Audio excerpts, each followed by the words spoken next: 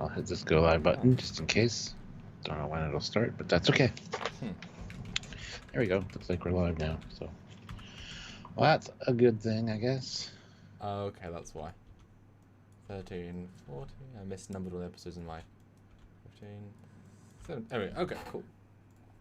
And I'm all ready to do our scores at the end, Stuart. I've already got the thing loaded and ready. We've been away for a while, but it's ready to go now. Yeah, we're back, baby. Oh my goodness. Old TNG reviews. Yeah. Kind of got sidelined, tackled, if you will. Because in the middle of our reviews. There was that thing about the future where we were forcibly taken from the past into the future. We kind of had to live there for several weeks, and then we were forced to talk about it more. Then we had a break. But now we're back in the nice, comfortable present. You know, where everyone would want to live. You know, where everyone knows your name and you know all the good stuff. What? Morn. He does, yes. Your name. Yeah, cheers. Oh, well. Hi, guys. Welcome back. So yeah, let's see. 16 people watching, 23 likes. That's fantastic. Hopefully that number goes up. Well, welcome back, guys. You guys asked these, so hopefully you people in the future will join in, jump in, and come kick butt with us. You better. Or we'll go somewhere where we're actually wanted. Because you would think more people would be interested in watching TNG than Discovery content. You would think. I know we have some hate watchers, but you would think Discovery TNG would be like, yes, everyone's TNG. But I don't think it's be the case. That's okay. Yeah, well, we got our regulars here. Ozzy's here with $5 super chat. Thank you. As if he knows. As if he's like has a calendar ready. He's like, alive. Go. Yeah. Right.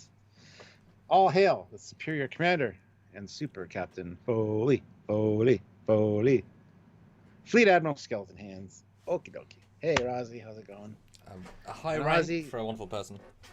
And Ozzy, bless his soul, was trying to send me the Paramount 30-second trailer for the Paramount Plus network.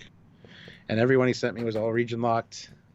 I finally did see it, and it's pretty interesting. So I'd love to know how much that was green screen versus they just actually built. I know, you know, it's obviously not a mountain, but I'd love to know how much it was actually they actually built the set of the snow and then the green screen behind them, or if everything's a full composite because they couldn't get everyone together.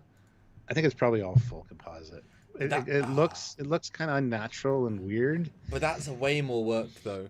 I know you don't have to put people together, but like the way, because then there's a point of like 5 people all walking in unison, and that's hard. That's a lot of work. I mean, yes, they can film all separate times, so, but you know, it'd be nice to know that Pike and, you know, Anson and Ethan have both been in costume recently, because that's the last, you know, it has been over a year.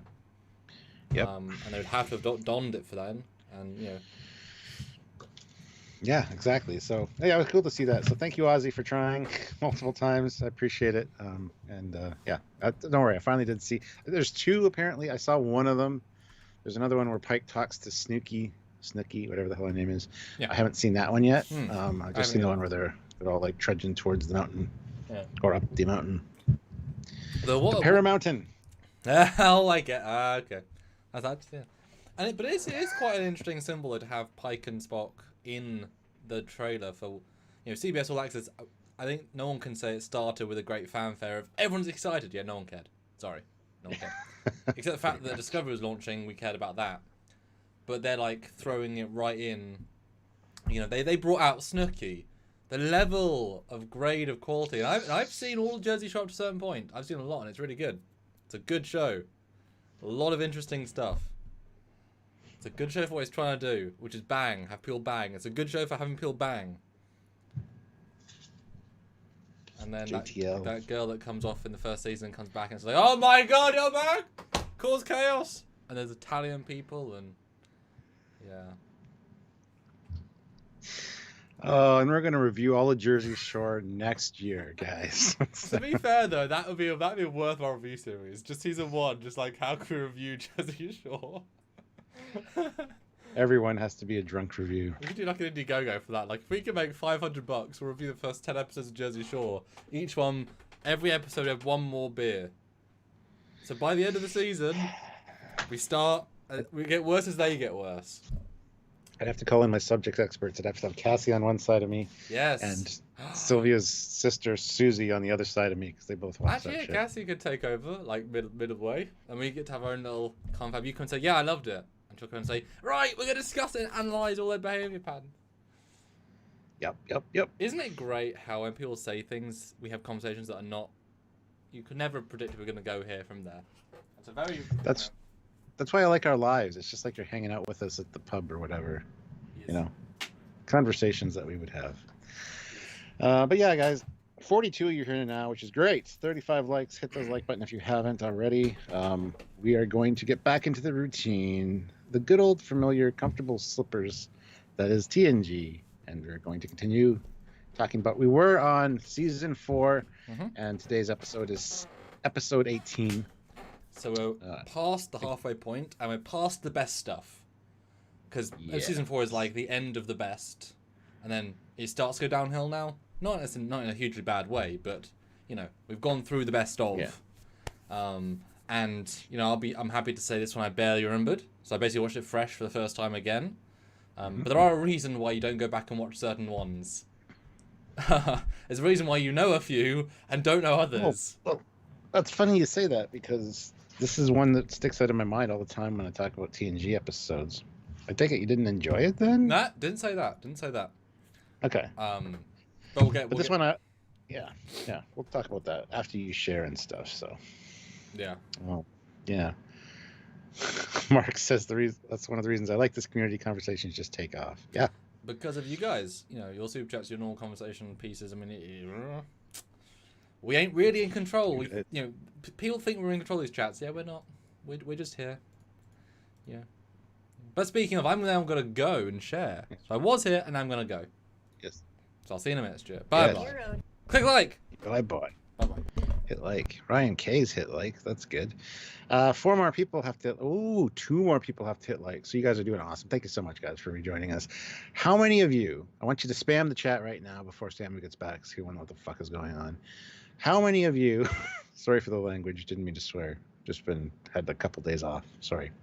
Anyway, how many of you are rejoining us or joining us for the first time? So put first or return. First or return for coming back for these TNG reviews. Because, you know, we usually get around 60 to 100 people. We got 42 already without him sharing. So I take it you guys missed us the last few days. We decided to do a week of really no content as far as lives go. And hopefully you guys noticed that we were missing, maybe, hopefully. But we did need a little bit of a break. So, but now we're back. We got a live today, a live tomorrow, and then next week we'll probably get more into like a, 3 or 4 days a week kind of routine for that. So, Jeremy S is here for the first time. Welcome, Jeremy. Hope you enjoy these. We do go into a lot of detail with each episode. So, I remember you, Legends 28. Yes, lots of rejoins. Return. New name though, UK Trekker. What was your name before, UK Trekker? Let us know. I've always been here. Missed you guys deeply. Aw, thank you, Ozzy. Appreciate that. Ozzy, you can message me anytime. You don't have to miss me. You can miss Samuel. No one wants to talk to Samuel. It's fine. But yeah, so lots of returns. That's awesome. And we like to see new people as well. So welcome, Jeremy S. and anyone else that's here for the first time. We really appreciate you guys tuning in. Hopefully you do enjoy. If you do enjoy, go back and check out. We've done all the other episodes of TNG up to this point, and we're going to start moving into other shows as well coming up in the next week or two. So go back and watch those. If there's any favorite shows you have, you can just look up the title and Trekyards, and you'll find out whether we reviewed it or not. So, yeah,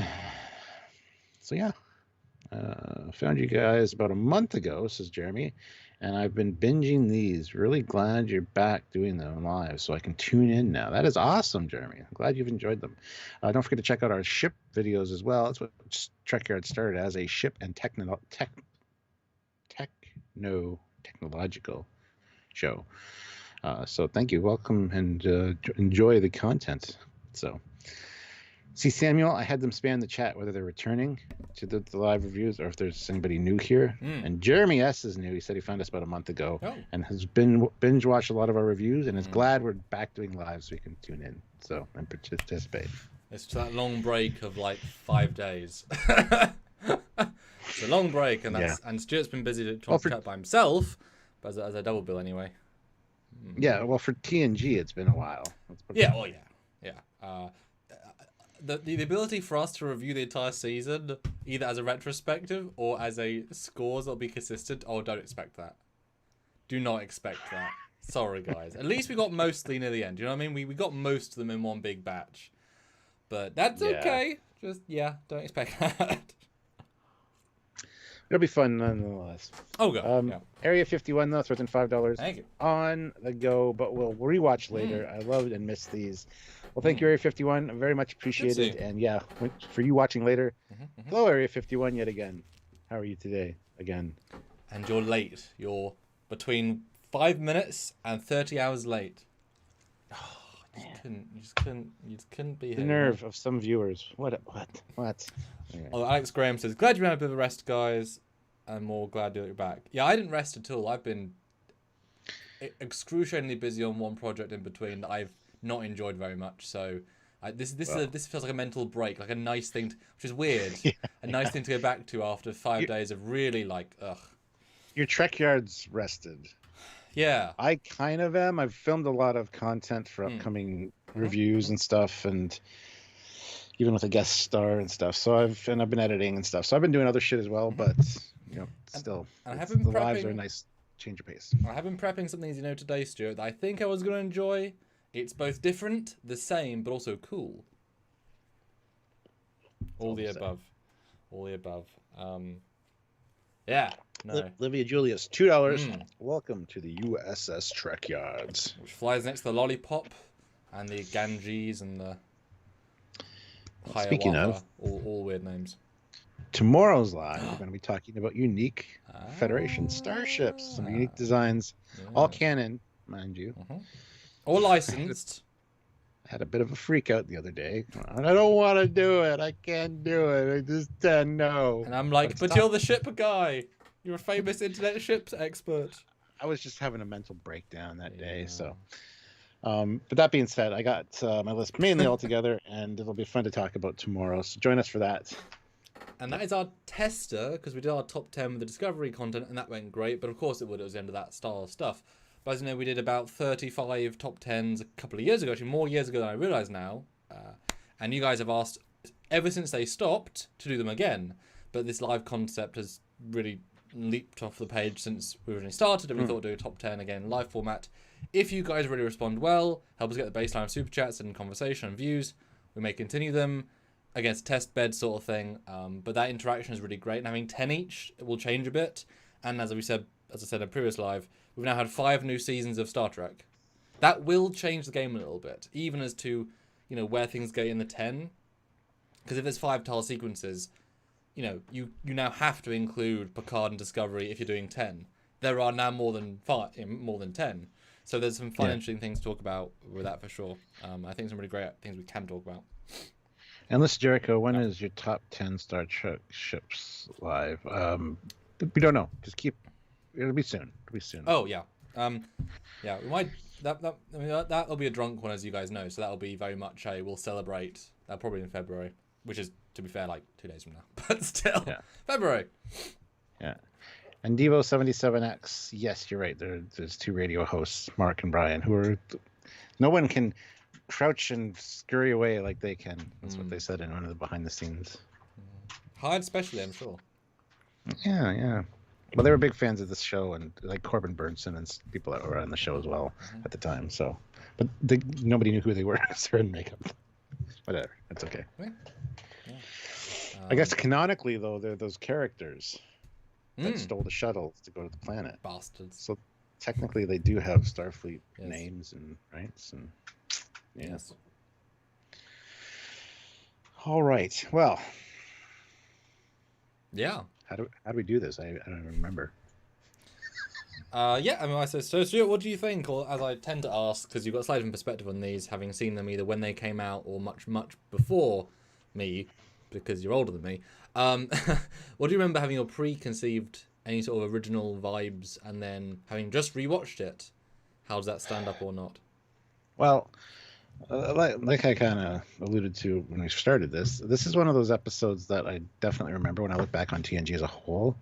It's one that kind of freaked me out. Plus, it's got a really cool sci-fi concept for the reproduction, and it just kind of stuck with me when I was a kid. One of the best parts about it, for me, was the whole holodeck recreation of the two-dimensional files, which I thought played a much bigger role in the episode than it did in this one.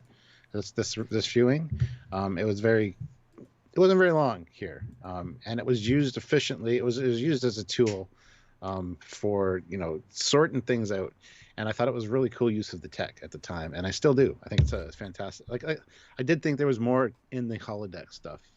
You were kind of giving me a look when I was saying that, but it's very short. It was just, and it's just the Forge. I remember it being him and the girl, and I think Data was there as well in my memory.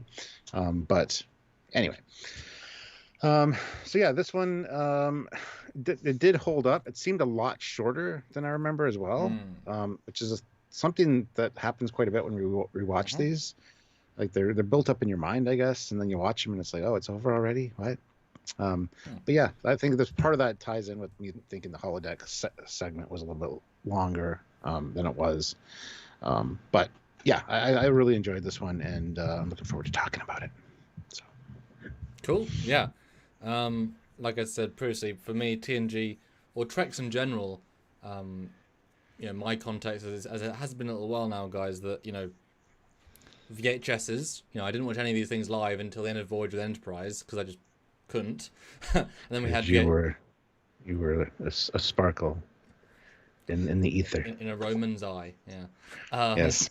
And so also we had VHSs, but it was all kind of a choice of what you want to watch. I don't think we ever did, not once, a actual go through all the episodes watch ever as a family, though we had all the TNG VHSs. And so it was kind of like whatever the parents wanted to watch, we watched. We never had the DVDs ever. I only got the Blu-rays for this show. And now they're on Netflix. So I never did a TNG rewatch. So the ones I watched, I've either seen randomly on television, whatever. So there are obviously ones that slip through the cracks as we found, and ones that are super iconic that resonate towards. But I could have obviously watched at any point. But this one is for me is that I remember the visual of the alien. Like the glow in the dark part, or just the shadow? No, the last 5 seconds. Oh, okay. Like when they find them, like that scene I remember. Everything else was like, so what happens? I don't know. Like, okay. So it very much was a fresh rewatch. What's fun about it, and this is what I wish Modern Trek did, is that the first scene, all they have to do is when LeVar walks in and say, here, wear the uniform you didn't like and have the phaser no one liked. Now you're in the past. But by doing that, it's that easy, and without having to say anything really, you've instantly created this differential in time that's consistent. And I didn't know that was a thing, so I was like, "Oh my god, this is great to see." Something that simple is like effort, Yeah. They didn't use the wrong phases; they actually brought it all back. Yeah. But what amazed me about this episode is the pace is all over the place. It's a really, really weird one. I mean, I think it fails as an episode, as an overall mark, because they have a concept. And they start you in right halfway through the episode.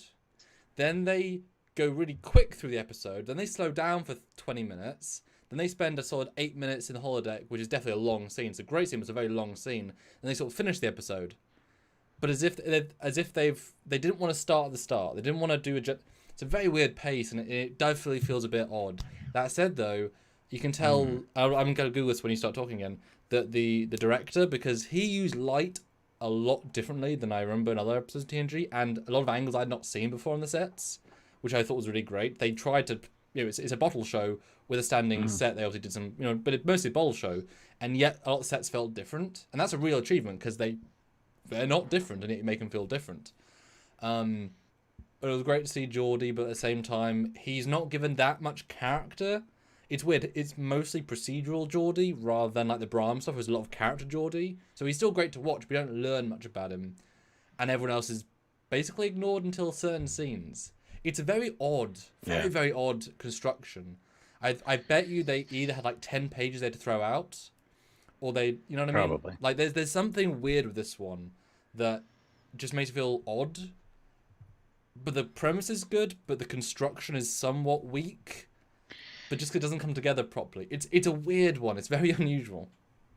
Yeah, no, I get what you're saying. Yeah. Especially the way it starts, it just kind of hits you in the face. Like Mhm. it's almost like it needed to have a little bit of a buffer to lead you into it. But I kind of also at the same time I like the way it starts with the old log and stuff. But... It would work if you had because normally in episodes you have a sense of acts, so you build up to something, but you instantly go down to the planet, instantly get this mystery, and then pull back.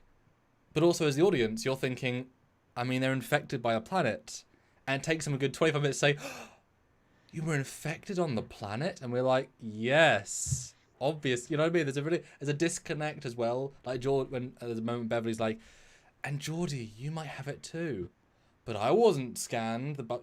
Yeah, but they weren't either. He's like, oh, I hadn't thought of that. I'm thinking, you're a genius. Of course he thought about it. You know what I mean? So there's a few really weird stuff. But it's not bad. It's just it's done something weird, and I don't think it. Although boy, he's on a lot of no, he's on a lot of TNG. So good for him for doing Yeah. Oh goodness, yeah, not TNG. Well, Captain Chili Bean throws in $5. Thank you so much. Missed you guys over the last few days. When are DS9 reviews starting? Probably within the next week or two. We need to talk about that still, how we're gonna structure that. Well, it's definitely going to be after this season of TNG, and I think this is when I guess they start DS9 after the Bajoran stuff starts. I'm not sure. I'd hope to start at the same time, so we're in consistent timings. Oh, it's gonna be really rough. Yeah. But otherwise you're missing all the Bajoran build-up, and in fact I didn't register this when I was watching. But I watched an interview that said, yeah, we spent like 5 episodes of TNG just set up the marquee for Voyager. It's like, oh yeah, those things are all linked together. And so, obviously, we know DS9 is a separate thing, but then watching TNG out of context, it'll be a bit like, yeah, well, we know, but you're not watching in the proper order. So, we'll see. We'll see. And let's see. So, this director directed 18 Voyager episodes, including the pilot, 13 DSI episodes. Wow. And 16 TNG episodes, including All Good Things. So this guy, and Darmok, wow, this is like the prolific Star Trek. Wow, so he definitely know how to make different stuff with the sets. Good for him.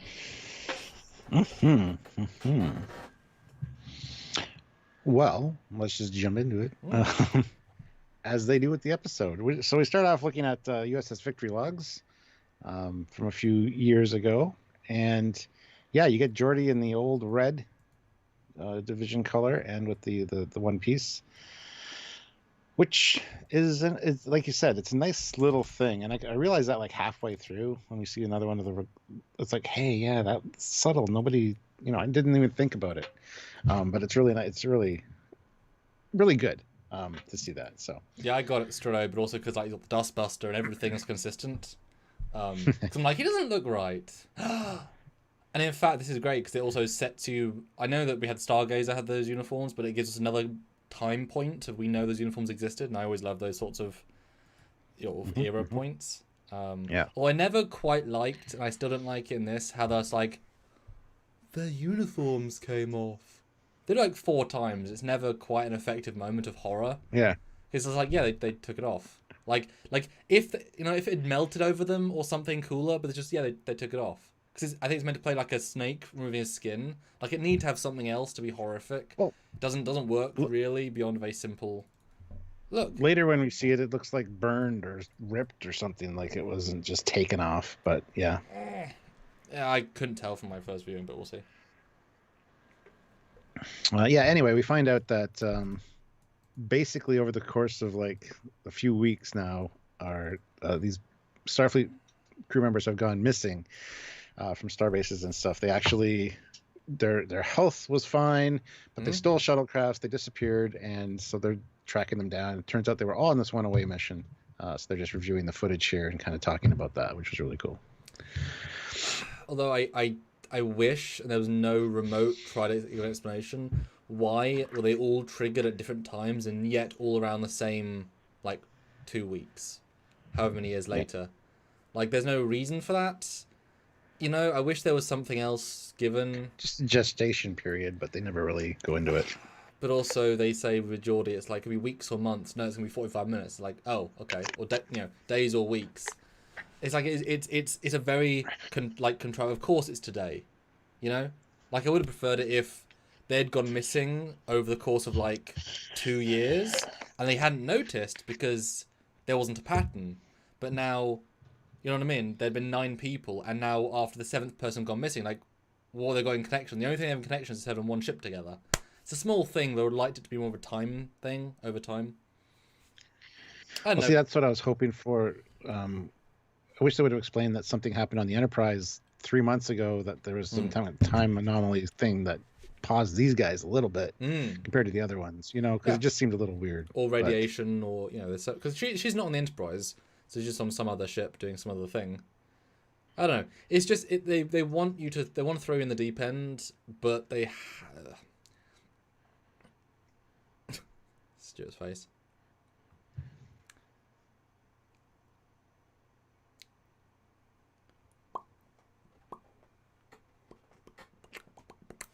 Fine, I'll go look at the chat while the Skype decides. Oh, there it is. Okay. No, I was saying the episode, it throws you in the deep end because it knows it's going to slow down at a certain point, which is why it's like all over the place a little bit. Yeah. Well, they do mention that Mendez was last seen on the Aries, so they mention the Aries as well. Not that it's a big deal, but everything seemed normal. And Mendez and Hickman, I think is the other guy's name, passed the routine physicals, so with flying colors. Oh, I did like the it's bit. Good just to. I did like the bit later on when they say one guy deteriorated like 3 days and one over like 2 hours. So it's just so random. Yeah. Eugene though throws in 1,000 rubles. So thank you so much. My favorite Mandela Effect episode. I mix it with Tom Riker and remember the episode this way: Enterprise finds another Geordie on the planet. And ship's Geordie starts realizing the guy from the planet is real and he is a clone.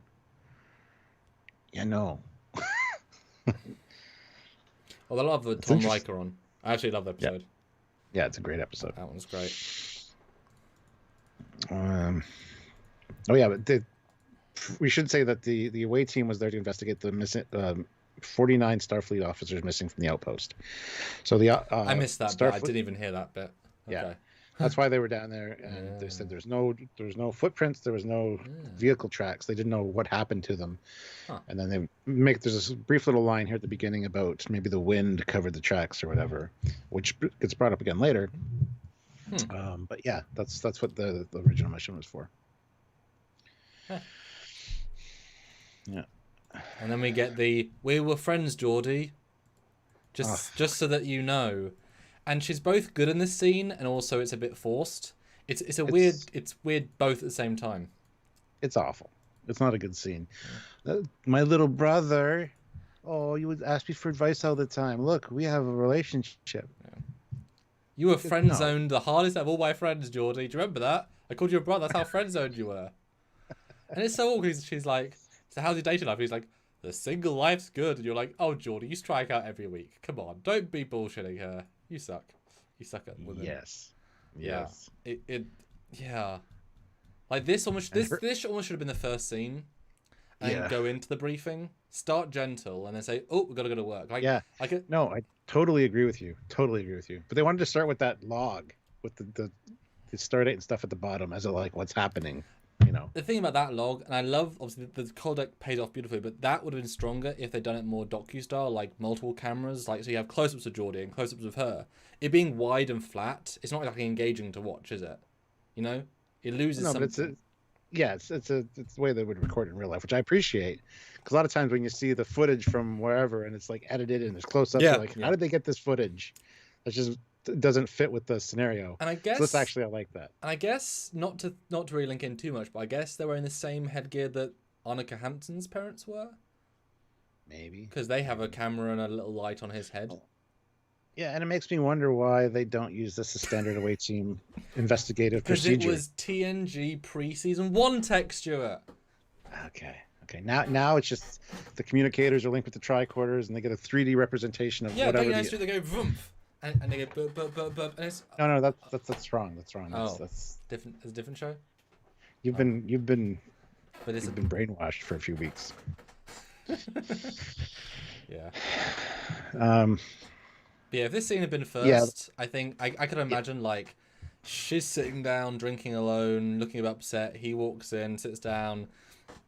He's very gentle with it, and they start to evolve. And it's like, I haven't seen you in months, and then you don't know they're going to scene. I don't know. They could have done something cool there.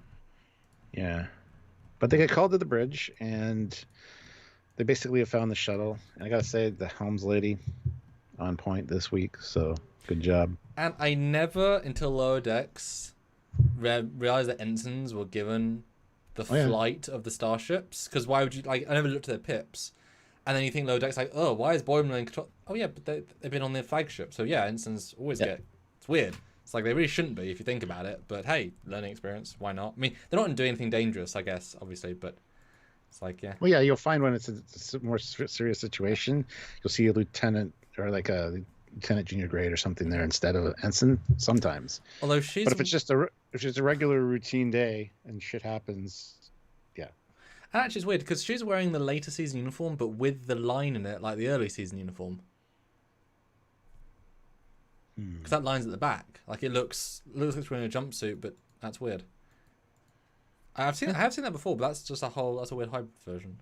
Well, I'm kind of. I need to see her take it off to know how it's constructed and stuff. So it's a zip.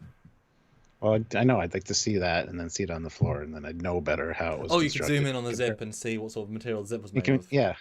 I can compare it to the later season. And we have seen enough uniforms being taken off this episode on the floor, so we've always seen that visuals all in your head. I think just by thinking it. Yeah, that's exactly it. Yep, absolutely. What you said. Well, anyway, they found Hickman. He's not responding to any of their hails, and basically it's the ugly ass shuttle going towards the planet, and it's going too fast. It's accelerating. It's at the wrong attitude. They try to tell them to correct the vector, and it just goes boom because he's going in too hot. Weird scene because they let him die. I know they say they're out of range, but they easily could have caught up with it. 53 seconds.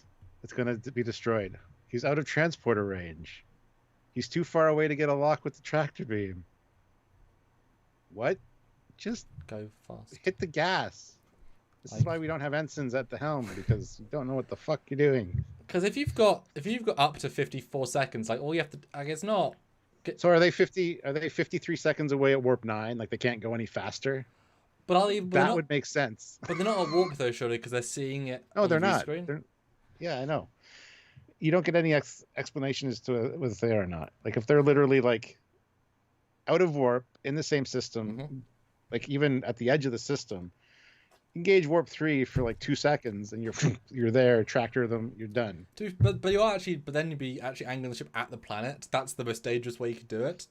Yeah, you're not supposed to be at warp in a solar system. I know that's usually the thing, until it's not, which is not all the time. But it does feel a bit odd, given the scene. And especially because like 52 seconds, eh? Open a channel. It's like you know he's dying in 55 seconds, Picard. Be a bit more initiative. Do something more productive. I'll say this, Picard did not come across great this episode. He's a very minor league character. Yeah. I mean, it would have been fine though if all Data had to say is we are 1 minute 10 at maximum impulse. Give us that little line of that he's just out of range. However hard we push, we can't get there. But it doesn't come across quite well enough the way it's played. Because it's a teeny little shuttle. This is the flagship. That said, planet looks great, though. I really love the repulsive model. It's a beautiful planet. That holds up really well. The explosion's even pretty good. Like the burn-up and the the trail's explosion. Great. Yeah. Although, given how Geordi managed to successfully beam himself off the planet, and given this ship probably had to go out of warp, like, you don't get a sense how... Like, either he's totally converted or he's not, but you would think his brain would... put in a flight path to land him. I know you don't know that yet, but I don't know why he basically committed suicide. It would have been kind of nice. I think he changed too fast at the end. He didn't have it planned out yet, and then he became more animalistic and didn't know how to control the ship. I just think they would probably set like an automatic course because the other two shuttles got there. I don't know. Yeah, I just like I preferred it. I would preferred if it landed. I think that would have been more impressive. Or like at the last minute it swerves and I don't know. It just doesn't work as well as I think it works. You know, that might be my modernistic look, but it could have been better. I kind of disagree. I like that some of them landed because they got there before that stage, and since he was further away, he didn't quite make it on time. Maybe it was set to come out of warp in the system, and then he was going to do that kind of thing, set that, and then he kind of, I don't know. Like, it's fine. I just wish it's a good storytelling conceit. I just wish they'd said his autopilot hasn't been engaged, like a line just to give a sense of like either the autopilot's failing or I don't know. Yeah, it's yeah. But everyone's too calm. They should go save him. But that said, though, the planet set's great. A great re-kit bash of their planet Hell set. They obviously, as with all these things, for every minute you spend on a set, you get to put one in.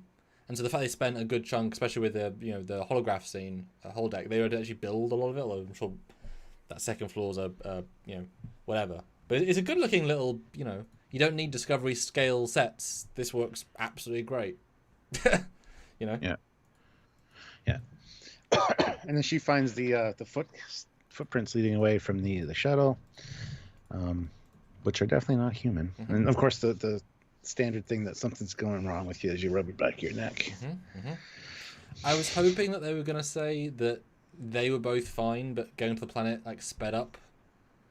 Because it's instant that she's down there. Within 45 seconds, she's already changing. I wish they'd said, I really would love if they had said everyone else was also infected, but they managed to get them out. It was just in the air. I would love that. If they said, Riker, you've also got it. Am I in danger? Well, in 3 years you will be, so we'll get it out now. Like I kind of want those other little levels. But yeah. Then they find the uniform in the shuttle. And the other lady is nowhere around. Suze, as Geordi calls her, like fuck. Yeah, they drop the rank for some reason, despite never doing that in any other things. That being said, everyone in this episode calls her commander all the time. And Geordi. She's a lieutenant. She's a lieutenant commander. That bugged me too. It bothered me. Yep. I was like, commander. Like at least 4 times they call her commander. Yep. And I'm looking at her rank. Going, wait a minute, what? Like I know they called Geordi, commander, Geordi the Forge, but I don't know. It just felt odd to me for sure. Given that, especially for the lieutenant commander, and if there's a commander and lieutenant commander in the room, it's like you're gonna call them both commander. I don't know. Yeah, it does feel a bit odd. But then I guess commander and not so much commander. Commander and half commander. No, but I think it's just one of those things where it would have felt unnatural to keep saying that every other line. But yeah, it's a bit. I don't know. It starts to me too. But just using her first name, it's like isn't right like Susanna. And it's like, what do you mean, Susan? You don't know this woman. Call her by her rank. What do you mean? Commander, whatever your name is. Just because she's a damsel in distress. Although she's not in distress. I assumed she was going to be turned. So I appreciate the slight twist that she wasn't turned yet. I thought that was already a slightly good subversion. For what that's worth, I thought. Yeah. And I know it's a shorthand for lieutenant commander, just commander, but still, that kind of disrespectful to commanders, because I don't know, whatever. No, I agree. It's no big. She freaks out. Medical emergency, beam us up. And then it's a very nice. Her eye opening is great. You see the reflection of the thing above her from sickbay, and it's really well done. It looks great. I think it's a fantastic scene change with the eyeball. Or the whole. This is one thing about pacing. Geordi on Geordi on the planet. He manhandles her from being fine to manhandle. Like goes from 0 out of 10. Are you okay? To come on, back to the planet. That's what I mean. She was freaking out. Yeah. Yeah, but he goes to 10. Like it doesn't fit the context of how dramatic the scene is yet. Like this is her half of the episode level. And it's like, Mike, why are you manhandling this woman who's the same rank as you? who's your friend? It's like you just is too full on for that scene. It's weird, but yeah, the eye's great. Yeah. Yeah. So Beverly's basically, Beverly? she's all. Yep. She's basically has a histamine response, so she's allergic to something, is what it looks like. And she keeps insisting she has to get back to the planet. Which you would think would be a red flag, an obvious red flag.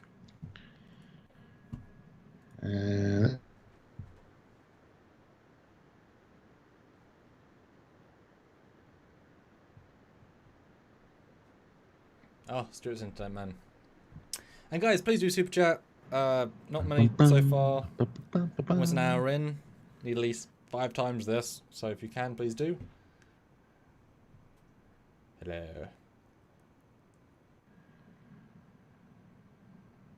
There we go. Yeah, so she insists on getting off the ship down to the planet or helping with the investigation. She doesn't want to stay in sickbay. But it's one of those things where Picard's like, that's cool. Sorry, the internet's just being a bit temperamental. I've noticed. Yeah, this is Picard's good in this scene. If you watch his face, he's like trying to be super positive with his eyes. Like he's very like, I'm supporting you, Commander, even though I know something's wrong here. Is the sort of face he gives. Yeah. Anyway, yeah. So they wanted. She checked out Geordi. He's fine. But he's like, Picard's like, well, they were all fine before this happened. So. But not a bad account. $2. How would Captain Michael Burnham handle this? Ooh, good question. Was she like infected one, or as the cat like Picard? Or both. Answer both. That's a great question. She didn't. Yeah, she didn't just going down to the planet on her own to like look, and I don't know. This wouldn't happen in Discovery. Well, oh, goodness. I think that someone must be on his internet. Now he's just looking to the side. The show will be in 5 minutes. No, they'd find other things to talk about. What a sick bay, need a light around it. Oh. Yeah. In case you want to have a discotheque.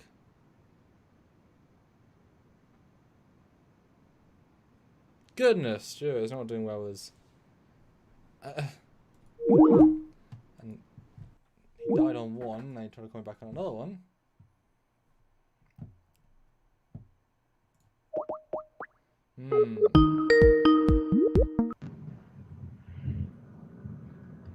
Hello, Commander. Hello. Yay. Also, apparently we have a PayPal, so if you want to look for that. Ooh. And I'll answer what I think Michael would do. And I think she would probably, if she was the person infected, she would absolutely grab a phaser rifle, walk straight to the transporter retrieve, point it at the window, make them set their coordinates, shoot them, get on the pad, beam then people would get to the door and she'd start shooting the door. She'd beam while shooting. She'd appear on the planet and she'd fly on the aliens, like rip some of its like glowy stuff off, and then scan it, shove into hyperspray, spray herself, and she's cured. And if she was captain, she'd just shoot the officers. I don't know. Yeah. Well, Jonathan Childers sent $6.08 Canadian with no comment or anything, but thank you so much. He does. I appreciate that. In the chat. Yeah. Not a bad account, another $2. How does this affect Captain LaForge later on? Like later on when? In the episode? Well, we'll see that. That's how. Although I did think at the end, why did his genetic reversion not do anything to his eyes? It's like at some point one of his magic bio changes not fix his eyes, for goodness sake, you know? But it did. It did. His eyes were the same as all the other creatures. No, but he did. I'm saying when he reverted, it didn't change his bio. Like he had to use a visor again. Like I'm sure one would accidentally like cure his eyes at some point. You know. But Jonathan did have a comment. Well, it did right before. Oh, sorry. Go ahead. Oh, Jonathan says, I'm glad to see the TNG Live reviews back and can't wait for DS9 Voyage reviews. Yes, neither can we. Yes. No, he did get his vision back because they find his visor and his uniform in the holodeck, which means he needed to get from the holodeck to the transporter room as the invisible predator camouflage creature and he could see then, so it did fix his eyes. But I meant kept them fixed. I didn't mean during, I meant after. As I wish happy accidents like, oh my god, I can see now. Yes, I guess changing your DNA twice gave you, your eyes back. But it's fine. That happens in a movie. It does happen in a movie. But then we get a walk and talk through the corridor where she's clearly not well. And this is definitely when I think as the audience you know exactly what's happening. And there's this slight disconnect because they've gone so quick up to this point, right? They've found the aliens. They've found all this cool stuff, basically. And now we're going to pretend that she's not going to be infected for a bit. It's like you can't jump to Act 4 and then jump back to Act 2. Because as soon as her hands are shaking, you put her back to sickbay, you put her in the brig. Like, it becomes a little unbelievable. I know that all her text says she's fine, but her hands are doing this. And as it gets worse, or at the very least, how many times they have security monitoring them. That's awful when they have Geordie later. But there's just a big disconnect with a few of the things in this episode. Just to make it happen. Yeah. Like, she's clearly not okay, Not a bad account, $2. Do you think this episode affects LaForge long term? No. No. He forgets about it next week. This is TNG. Nothing affects anybody, pretty much. It's better than Voyager for that.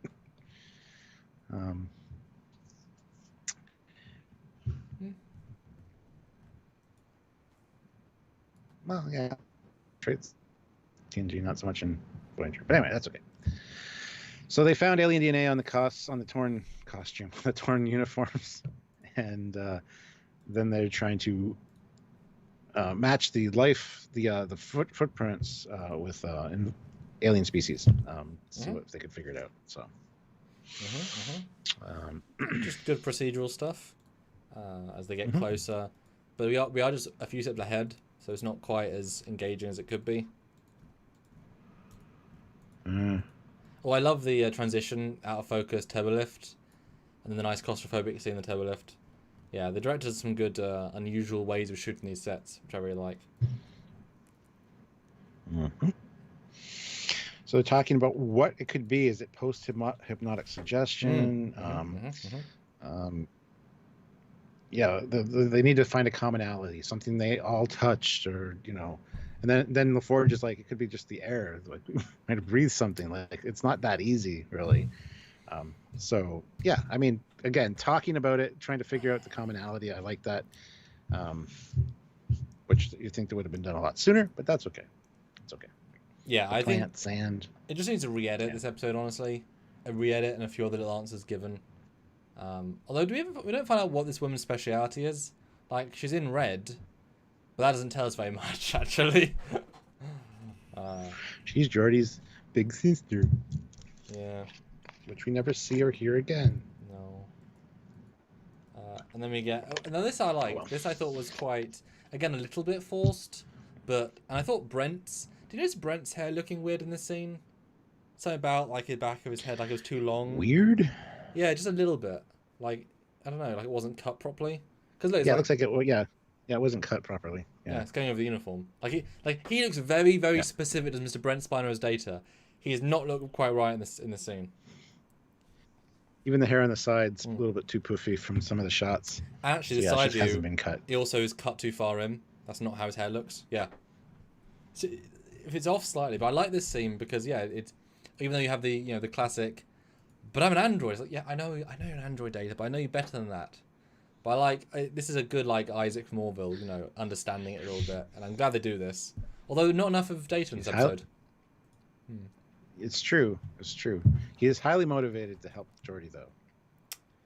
We find that out. Not a band account. My subscription expired somehow. How do I fix it? Oh, just go back to the join button. Press it again. Shouldn't have expired. But hey, press join. And hopefully you'll see the channel member again. Everybody, make sure you're subscribed. Apparently, I got a message from somebody that's been unsubscribed from the channel twice, and not by their doing. So just check. Make sure you're subscribed. And click like. We need 16 more for 100. Yes. We need at least another $150 in super chats to kind of average. So help us out if you can. But just make sure you're subscribed. You know? Then at least you have a fighting chance of YouTube telling you when we are. It's a fighting chance.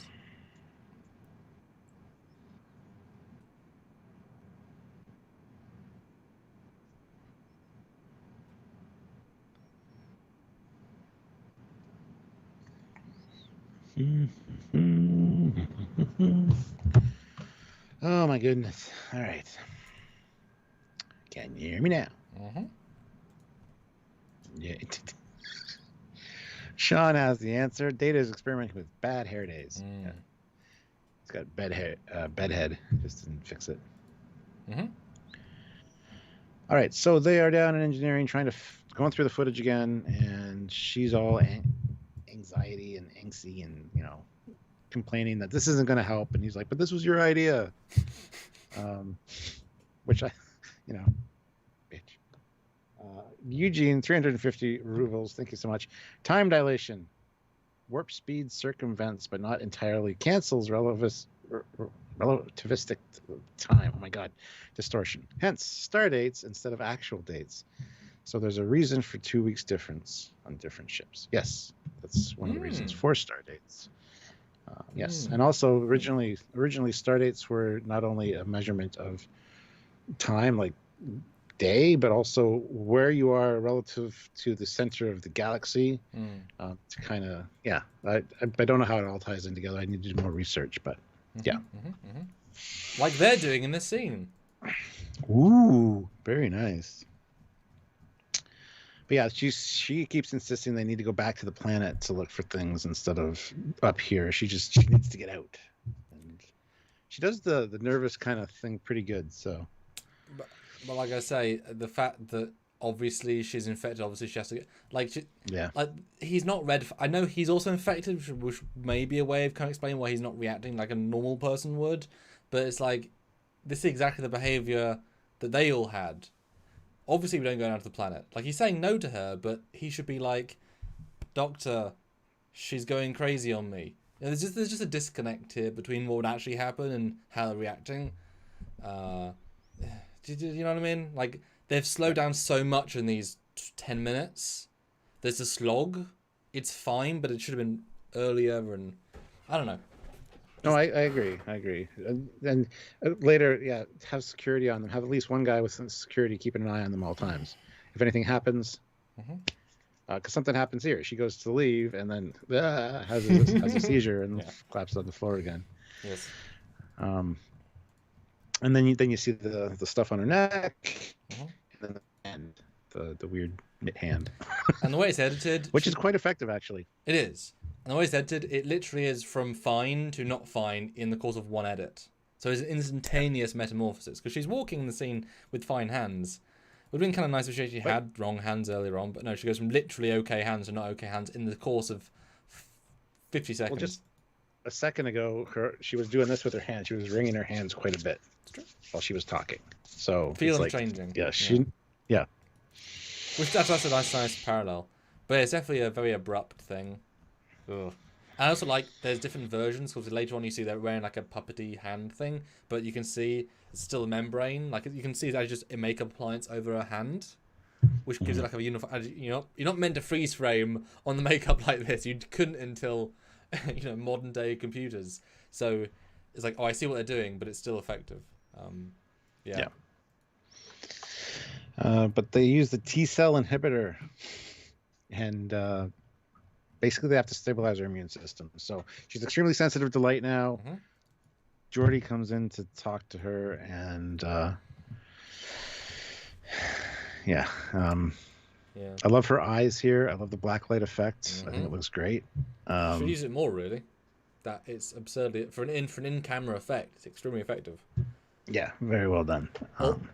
Although I know they have no evidence either side, but to watch Geordi just touch, theoretically disease-ridden flesh like it's nothing, it's like, you know what I mean? it just feels a little bit odd. Yeah. And you know, both poor time for this actress. She's now only in it a few more times, but boy, she has to be in makeup a long time for those few seconds. I was in makeup for 9 hours to be on screen for 44 seconds. Yes, you were. So, okay. But I'm getting paid more. Yes, you are. Okay.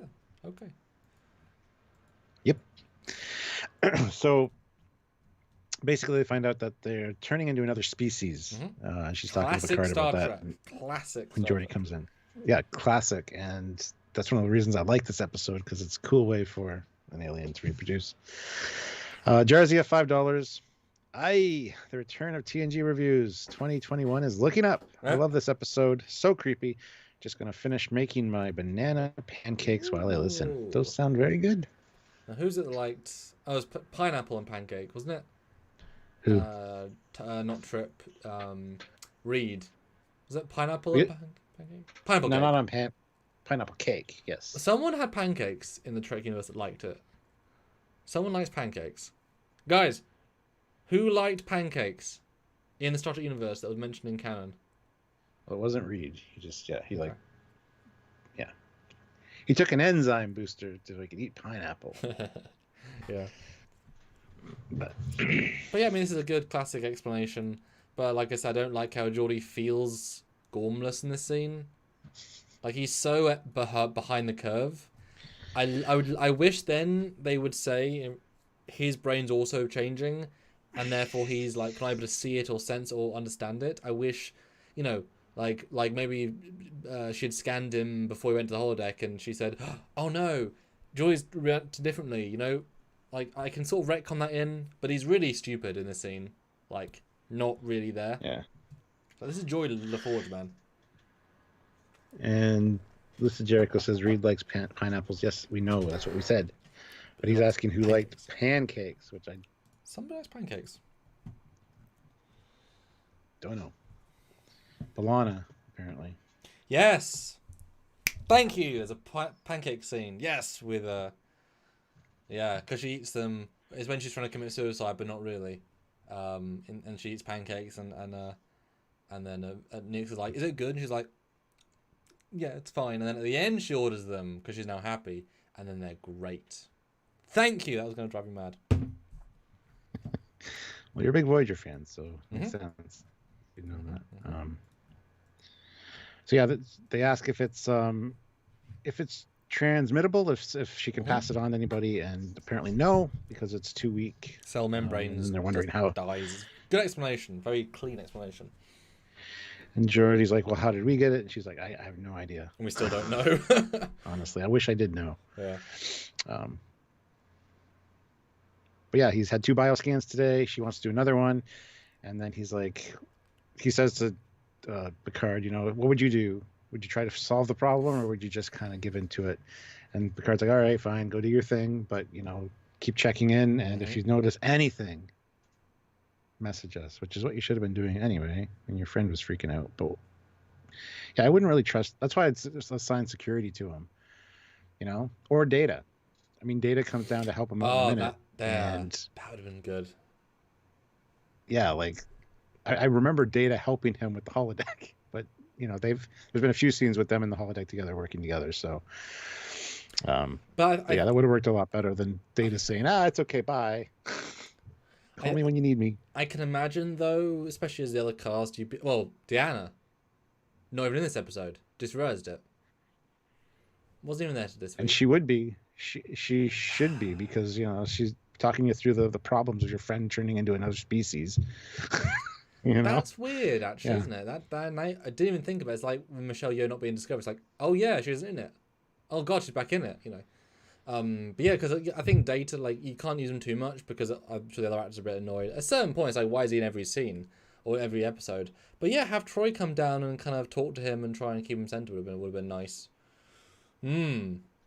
But I do like this scene because, yeah, the way he stands up to Picard in a very professional way, like, swap places. You know you would not stop. You know I'm okay. And that should all be all I have to say, and it is all he has to say, which is great. Although, the whole idea of, you can keep me on sensors, we know is flawed because you can't detect them. We know that, we know that as a concept. Like, I know from a little bit later, but it's already a flawed concept going in, and I don't know why he says, I'll have someone watch you. This is the moment you have someone watch him. Obviously. Or at least, his engineering team helps him, who can watch him. You know how he's got an entire team? Yeah. And they're not busy? Yep. So it doesn't feel right again. There's a disconnect. In a ship that's like 1,000 people, you've got enough security officers to spend time with him. And like, it would even have been fine to have Riker with him. You know, Riker's talented, capable, commanding officer, and he had a good friend of Geordi. He would have been another great shout to kind of like help him out with it, you know? Oh, thanks for checking off me, Commander. Listen, Jericho, I'm not here to check up on you. I'm just here to do my job. Yeah. Listen, Jericho, maybe Sears just wasn't available for this episode. Well, yeah, probably, but that's not the point. The character should still be in it, whether so whatever. Yeah, it's just something that's noticeable that she should be there helping him, because this is a pretty drastic situation. You're going to change into another life form, probably. Your friend already did, so yeah, you might want to talk about that.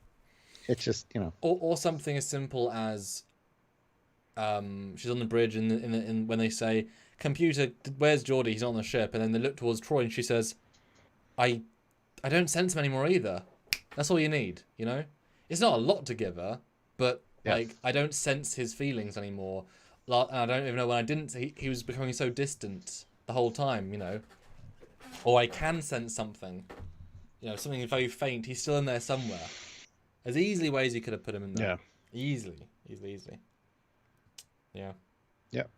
Mark Lawrence, $5. Just don't give the commander black pepper. Dun dun dun. That would be a problem. Yeah. Yeah, it's almost like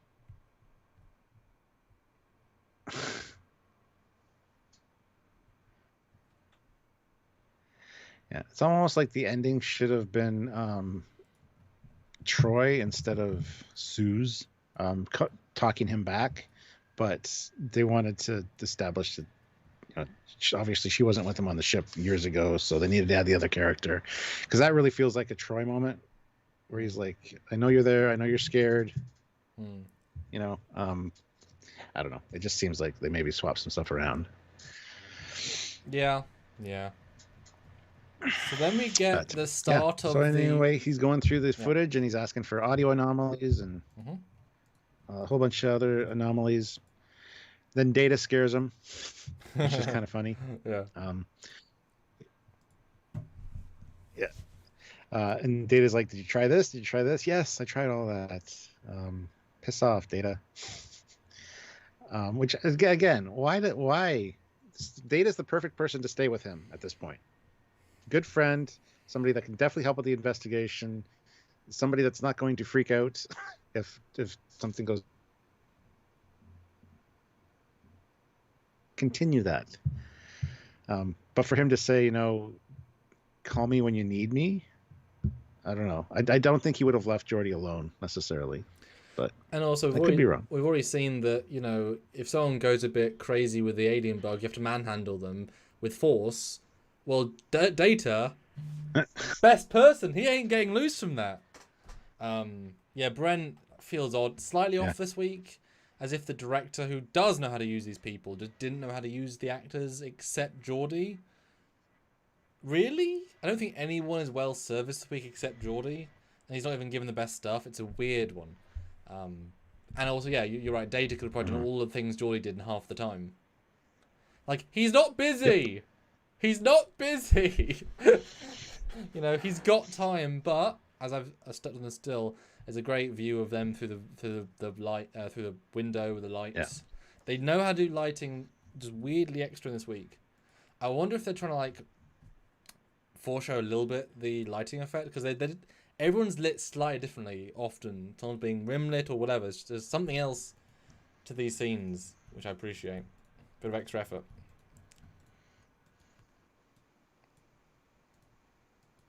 I'm sorry guys about the internet, but we can't really help it. Sorry guys. We're trying.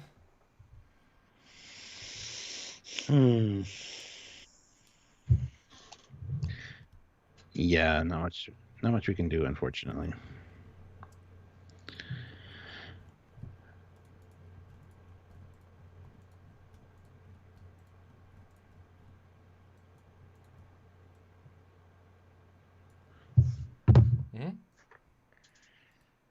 All right, Fleet Pass Swift back, $2. Jordy's just gonna turn into an alien. LOL. Yes. Then we get the she's bioluminescent. Basically, she glows in the dark in sick bay, which is a cool little effect. Skin is simulating light. And great makeup. Yeah, she's also generating a disruptive field, so she can't be scanned and stuff like that. So yeah. Yeah, great look as well. Like very, very good makeup. Underused. And obviously, once they go full neon, you don't even appreciate the detail. So I appreciate you do get to kind of see the evolvingness. And Nurse Ogawa, you know, she came over from the non-real universe, and now she's formally here. Ogawa's in the building, y'all. Good for her. She's wearing the non-hero version of the later season uniform for some reason. Don't know. Yep. So then Jordy's watching the footage without audio and sees a shadow in his computer. Where's that shadow? Are we talking about 5 more weeks of winter? What? Is this happening? Yeah, it's Groundhog. Yep. And then he starts playing Battleship, and he's like, grid B3. I didn't get that. What do you mean? It's his computer. Yeah. The shadow currently displayed in section B3. What's its source? Yes. Anyway, gotta belong to somebody, and so ask the computer if there's enough visual record for it to create a holodeck simulation. And yes is the answer. So he goes to the holodeck. So my issue holodeck here, 3. My issue here is that I'm scrolling now, the entire clip, you can't see the shadow. Like, it's so not visible at any point pretty much. I was watching the scene being like, are you going to show us this thing? It's literally not... He can, but it looks like your shoulder. It looks like your shoulder shadow. Like he would... I know he's got his visor, but it's so unbelievably unclear that I'm left watching this thinking, you're not... It's really poorly done. Like, whereas opposed to like with the TNG one where there's a lady's head and she's actually from the past, but not really. She's the assassin. Like, you can see the person you're talking about. They did a very, very poor job. Well, like, I'm scrolling. The funny thing is, you go to the Yeah. You go to the spectral analysis, and you see her shoulder shadow, and then it scans past. The pink shadow is the alien, and yeah, you can't see it on the wall. So yeah, I know exactly what you're saying. Like, he can see it fine, but we cannot see it as the audience. It's really poorly done here. And it's weird because they would notice it quite quickly in the actual real scene. I don't know. I just think it's so you don't know what's going on. But whatever. Just poorly done for them. Not a bad account, $5. What are your thoughts on recent Dyson Yo-Yo-Dyne layoffs? Many experienced engineers have been working on sleeper ships since before the DY-100 class. I know it's a bit of a shame that the DY-100 series is probably on its way out. I mean, you know, we had some good launches back in the day. Not that not many people know about that, but that was in like 96. But yeah, I mean, it's kind of shitty. I think they had one or two, but they're also so secretive. I mean, we can't even really be sure. But hey, I mean, pandemic does bad things to lots of people. Hopefully, they'll get more jobs with the with other people. I mean, I know there's Elon Cochrane wants to go to Alpha Centauri. That's good. That's good. Oh yes. Anywho. And apart from the fact that you can see the floor underneath the holodeck, which you can't see until you freeze frame it, because you can see the door is above the floor and the floor of the set. This effect is so seamless. It's the simplest bloody thing, and we know in season 1 and 2 they couldn't get the lighting right, but the fact they can light this set, this movable holodeck door, perfectly at the edge of their new set and looks as if he's walking through, it feels like a digital effect every single time. But it's such an incredible, simple effect, you know. And don't forget him reaching for the control panel and his hand shaking. But Jordy, report any little symptom to us right away. Okay. And also, you know how in TNG and everyone after, they always put biomonitors on them? It's like, it's standard procedure, biomonitor, computer track his life signs, and have a security guard. None of those things.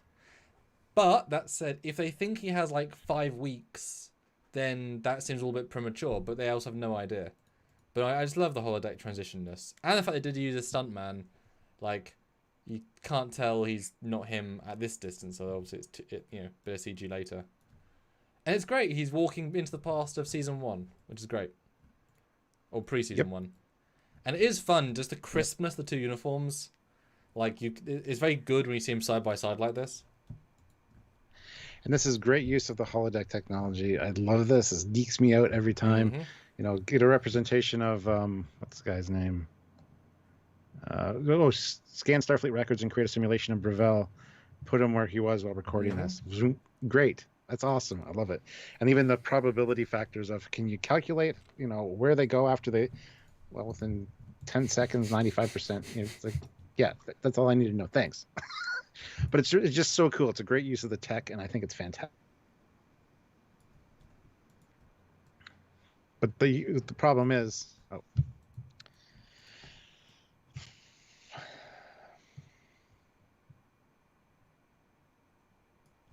Oh, I see you.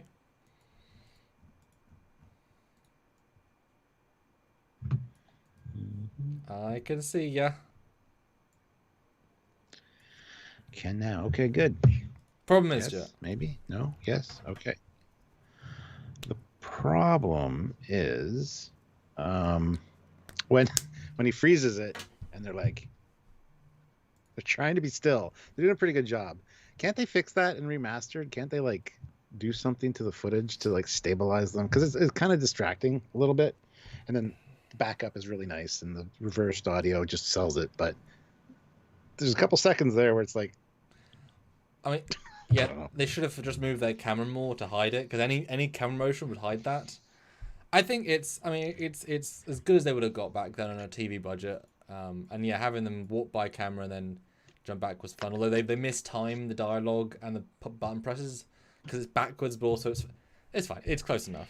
But also even this pass, you can't see the shadow, like, because there's no one making. That's the thing. The shadow. The whole point of the shadow is that it's invisible, which means to create the shadow, they have to have something in the location that it would be, and so there is no shadow in these sequences because there's nothing to cause the shadow.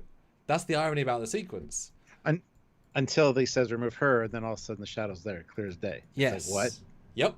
Yes. And also, and I love how he's like, delete the forge. Delete. I don't know if I'd want to say delete Foley while I was on the holodeck. I just had a feeling I get zapped. Yeah. But I also appreciate that he asked the computer to do something early on. It can't. But as soon as he talks it through a different process to get there, you know, once he makes... He does that all the time. He is the computer whisperer. Yes. That's his gig. And that's why Data is his best friend. It's the ironic thing. He can talk to robots or androids and computers, but not people. I love that. That's perfectly said. But just, even the idea of removing the shadows... I bet if you'd asked it to do it all at the same time, it would have said, "Oh, don't like that." But we're doing it one by one. It has to kind of, like Photoshop, it has to make the in between as it goes. Yeah. But yeah, certainly once the shadow comes in, it's obvious. But it is also like, what? I love that because you can't see it, and it's like, ooh. It's quite clever actually. Although boy, given there was no proof of any kind, what luck. He saw 1/5 of one shadow in one frame that never moves. Like, I was hoping we were going to see, like, a shadow moving in the background, like a really cool, like, it could have been way cooler, but, you know, to achieve this is kind of... I did really like what you were just saying a minute ago about how he talks to the computer is, I can't do that. Well, assume that the thing making the shadow is the same height as me. Yes. And then, yes. There you go. Yeah. And it would have been... I don't know, it did say that with, like, say, walking out the probability. It would have been great if they'd said, you know, incorporating 6 foot accuracy down to 45%. Don't care! I don't care! I just want to see it, computer! Don't care, because I just want to see where it would be. Like, because you would think, though, yeah, the distance and... It isn't unlike the Burn Stuart where we need 4 points triangulation. You just need 1. Light, height, done. Yep. But speaking of light, height, I'm going to go pee. Back in a minute. That's a great segue. Damn. Fleet Pass Swiftback, $2, 101 likes. Yes. Can we do 125? Hashtag make Fleet Pass Swiftback day. Thank you guys. 97 of you here, 104 likes. That is great. If you haven't hit the like button, consider hitting it. We're going to need, you know, a couple more super chats if possible. 40 is a good number. So if you can, please consider doing so. We're at hour and 14 minutes in, so I mean, we're almost at the end of the episode. It's going to probably be around the almost might hit 2 hours, but consider the last super chat slots available and stuff as well. So if you guys want to help us out, please consider doing so. UK Trekker P Yards. Yeah. Creepy Joe in the bushes. Oh, that's good. I like that. Stalker.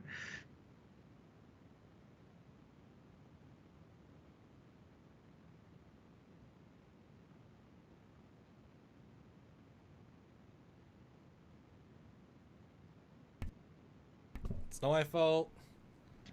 It's not my fault. And gets the results that he does, because that's one of the things. That's one of the character traits of Jordy. It's a smart guy. Hello?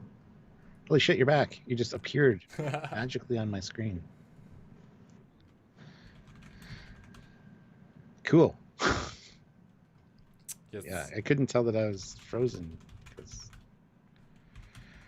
Anywho. And then when it materializes, the shape in front of him, I love his reaction. Like, he steps back. Like, that's been there the whole time, even back then, and I didn't realize it. Like, that's creepy. That is a creepy sensation.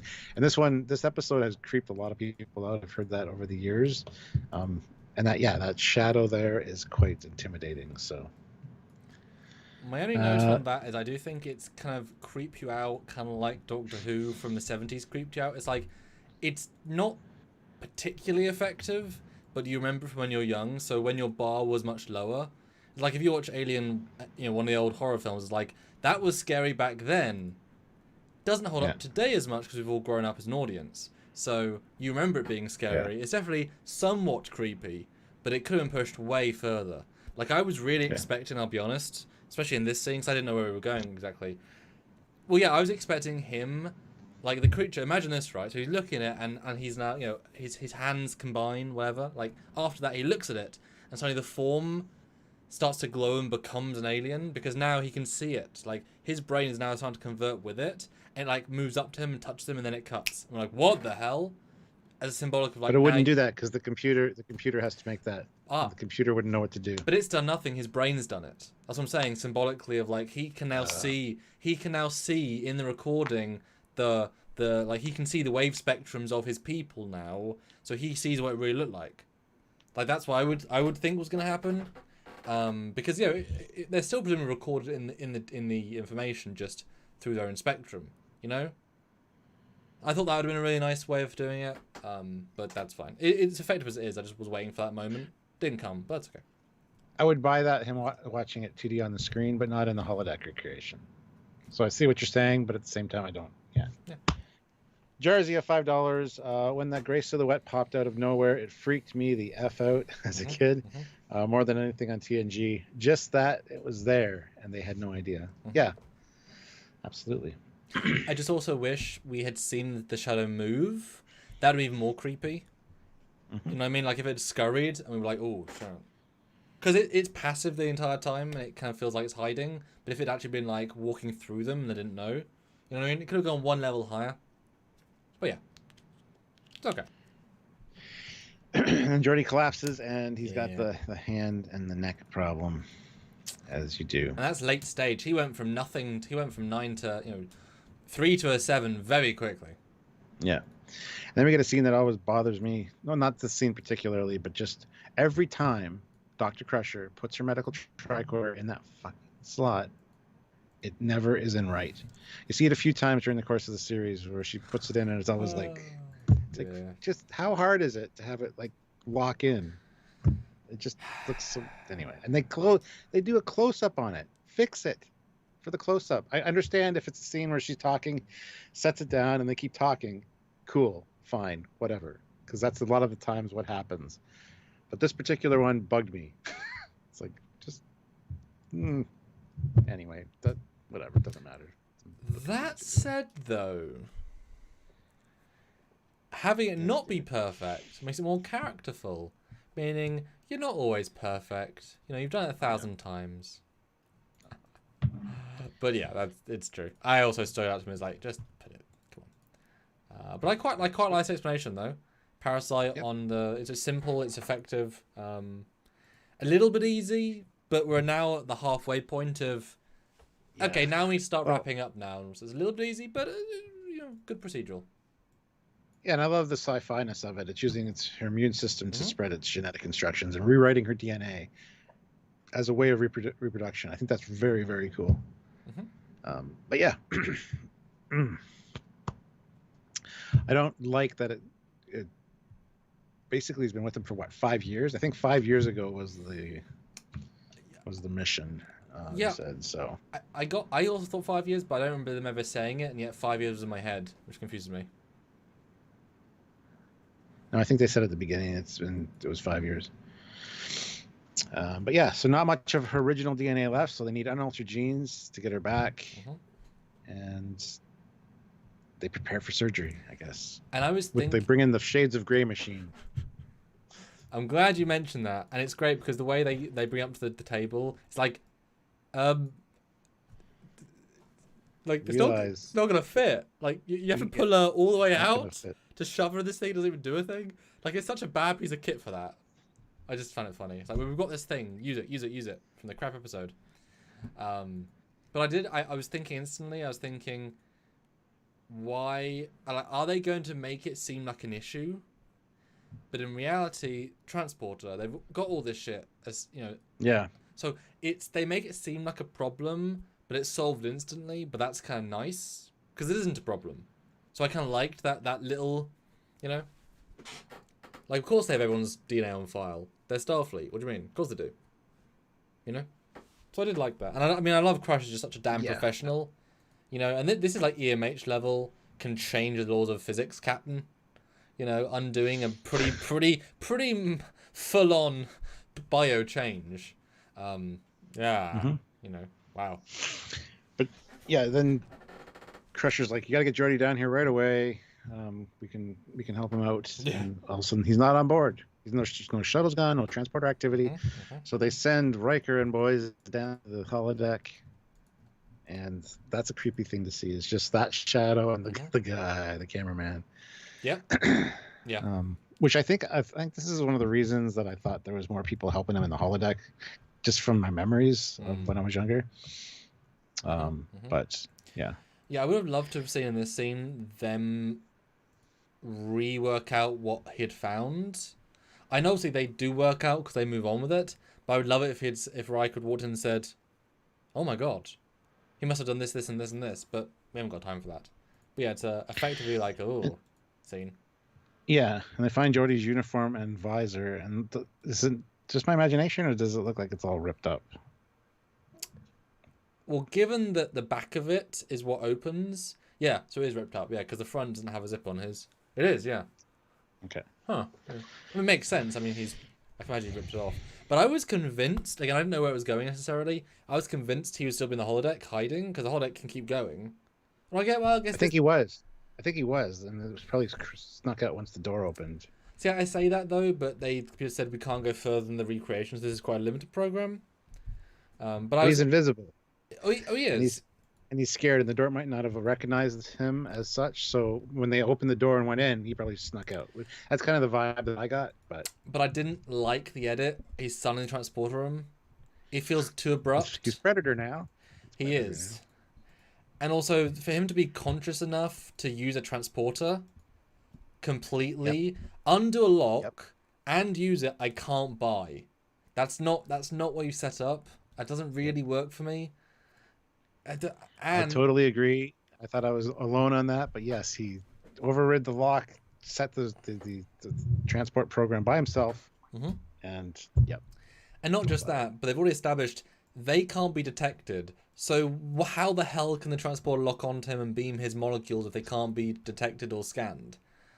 Like I would, like I'm fine if there's like we have seen him throw something to a transporter before, so it's kind of like a static beam, but I don't see how they could transport him either. I don't like they've kind of gone against that as a concept. That said, I love the fact that it fades him in and out, like his ability to keep out of visible range is lost for a second. But I don't buy this scene really. I don't think it works. It has to be, And because this also goes against your idea that the pilot guy couldn't pilot, because Geordie can do this, and he's completely gone, you know, down to the nth degree. Like 10 minutes later, he said he would have been gone. So, not gonna give it a pass. Not gonna give it a pass. Jarzia, $5. Crusher is one of those people who leaves the micro USB plugged into her phone at an odd angle and comes back to a 16% battery hours later. Yeah. Yep. Oh, another great comment. Jason says the ship sensors can't detect him, but the door sensors can. Interesting. Exactly. Yeah. But they're presumably just on like sensing vibrations in the air. Like they're not life sign based, you know. They're just someone's coming closer. That's a good shout as well. Yeah. Yes.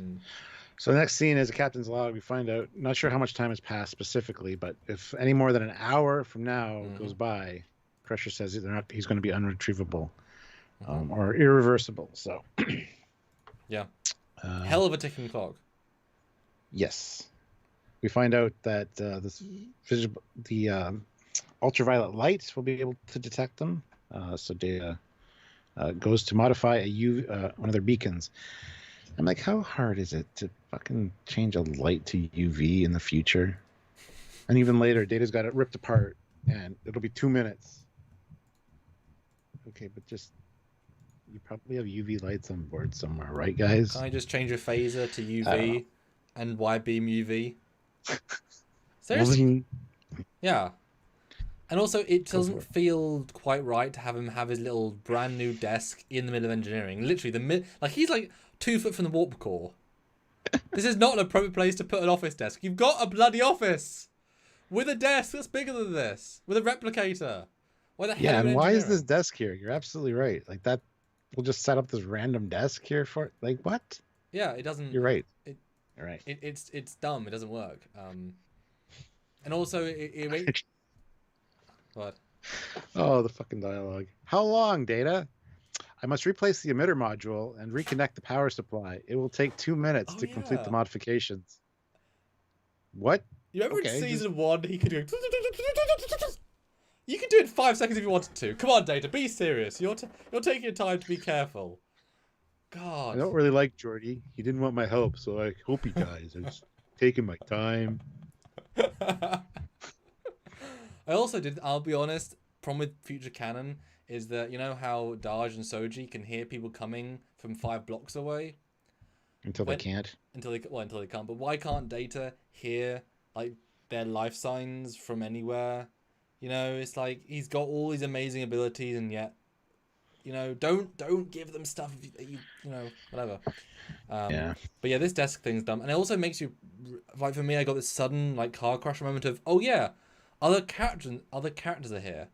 You know, like it's been so focused on Geordie without anyone else really working with him. Like I love these two, you know, and just like now they're the heroes for a few minutes. Because now they're like leading the search on the engineering console for some reason. It's a weird location to shoot in. I didn't even think about that until once you said it. It's like, yeah, shit. And then there's a curved little desk in the middle of engineering. Yeah, it's weird. I bet you though all the sets are being used by the B crew shooting other scenes. Like they had the bridge with part of for another episode. You know, it was like we only had engineering and the corridor. We can't do it in the corridor. I don't know. But we need a desk. We can't do it on the pool table because you won't be able to see those nice little parts. Yeah. Put a desk there. No one will notice. And sort to wheel that chair as well, a little desk chair. Sort of wheel it. Anyway, he beamed down near the Ares shuttle, so he has couldn't have got far. Let's assume 10 kilometers. That leaves a search area of 300 square kilometers. And then we need to narrow that down. They got the enhanced sensor arrays. What? There's enhanced sensor arrays? When did we... That line of dialogue. Ignore them. Ignore them. They won't be a factor. Yeah, exactly. We've got to find a way to track him. The high-resolution EM scan? No, not that either. We are adjusting sensors to read his absorption spectrum, but it'll take several hours. Why? That's just dumb. Get Data doing it. And also, let's be honest. If he has 1 hour, why start something that's going to take 6 hours? At that point, it's not worth jack shit. Do you know what I mean? If you know it's that far away, like, what's the point? Yeah. Because he has a thing. It's like, no, what's the point? Like, he goes against Worf. Like, that's stupid, you idiot. You know, it's like, oh, you calm down. But yeah, sickbay. Yeah, and she's like, only I can help you find Geordi. What? Yeah, I know what he's going through. Anyway, like, just fine, go on this away mission, but just the dialogue here kind of bugged me a little bit. It just felt out of place. Like, how? Because you were once what? I guess you got the perspective, but do you really remember much of it? Because it rewrote your DNA, for fuck's sake. It's like, it's not like, I don't know.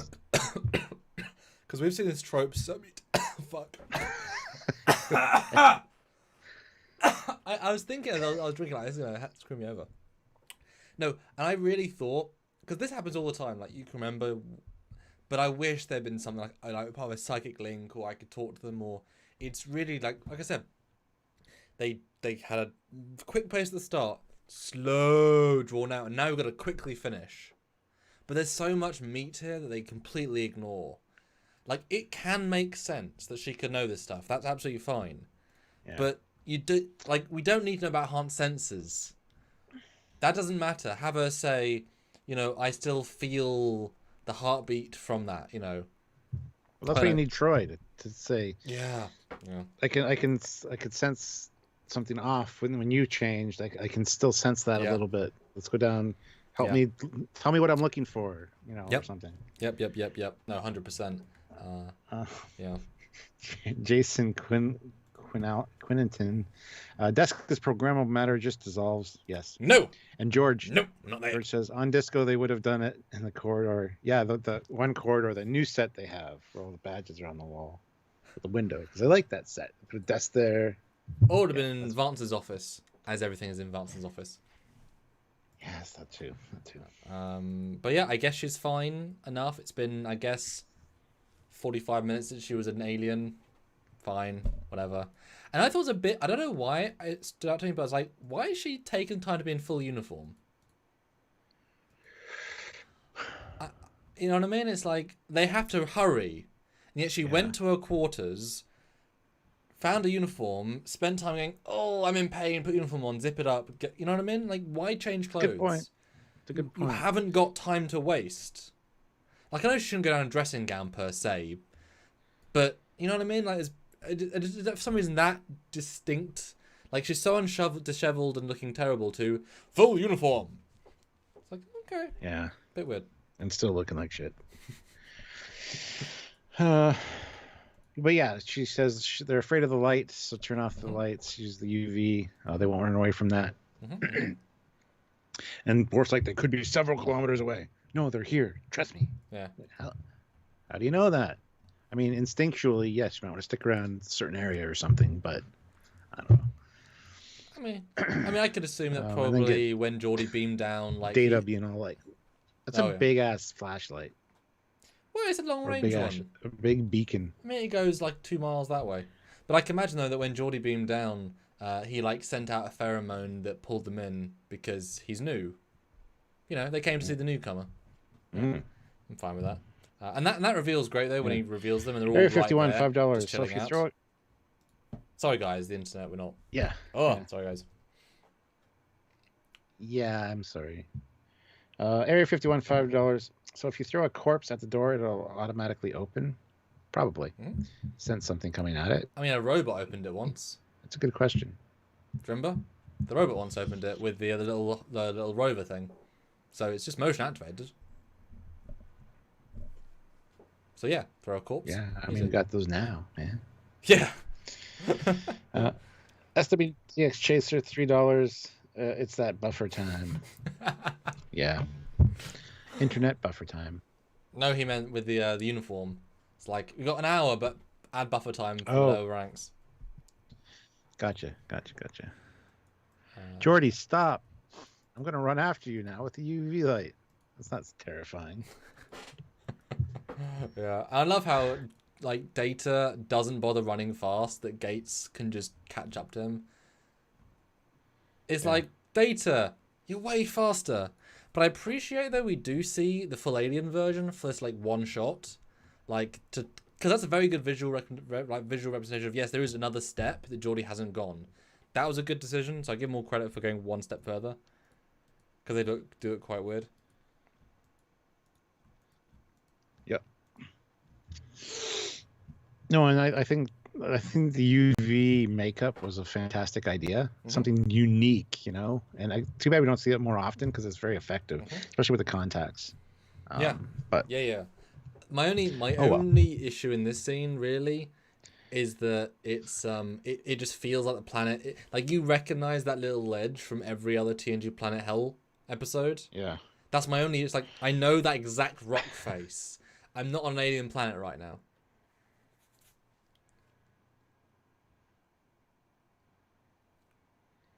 Ozzy's right. Spot can open the door. Yes. The one thing that distracted me in this scene was his one contact. It's supposed to be like a cat slip, but it like turns sideways during the course of the scene. I don't know if anybody else noticed that. That's great. It was kind of distracting. No, I love that. Yeah. Although my only annoyance here is it's obviously not LeVar Burton. Like I would just have had a stunt guy, honestly. Like LeVar didn't need to be in makeup for this. It's so dark and so dramatic. Like you can't tell it's LeVar Burton. You know, I kind of wish they had more light to kind of appreciate his acting. But I mean they pushed it. I mean you can tell it's just a black suit with paint on, so that it had to be this is that level. And there's a few moments you can see the fabric kind of like stretch, you know, like it doesn't work every time. Yeah. But it's like mostly the head, like it's so close to being perfect. Although it is weird considering, especially the long shot, how bright he is and how dark the environment is. Like that UV is not giving any light on the scene. That is so well like heightened just to that effect. Because that takes some balance to get that, you know? Yeah. Yeah. Absolutely. Yeah. Gareth Rooney, though, €5. Just follow the alien with the red blinky visor lights on either side of his head. Yeah. That's very interesting. Yeah. Considering that he is morphing. Yeah. Hello. What?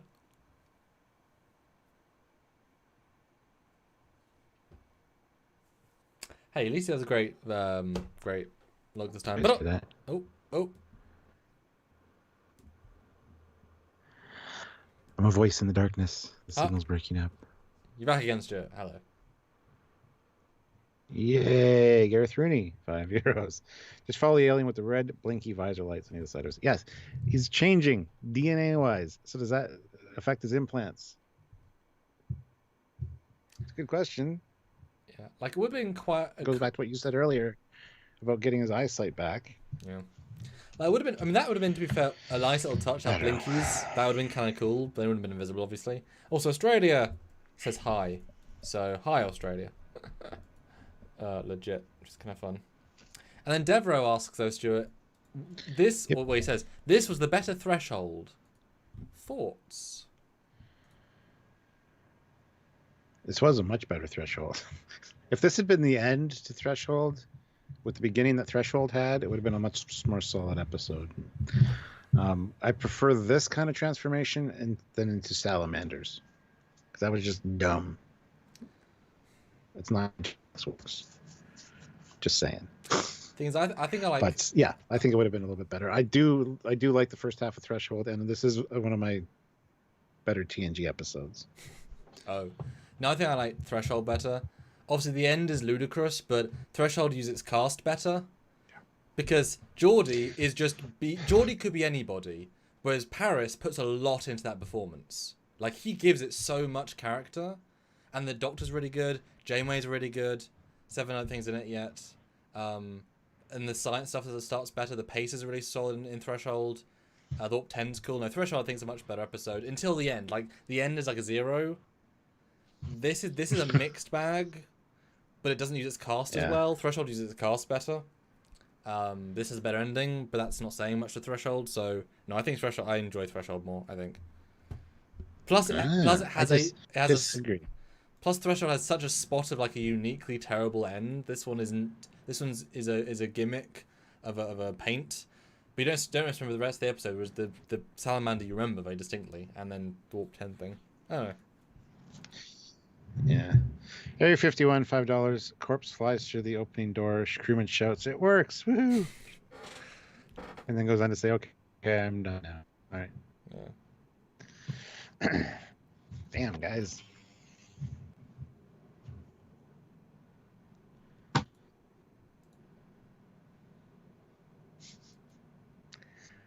I'm frustrated. Yes.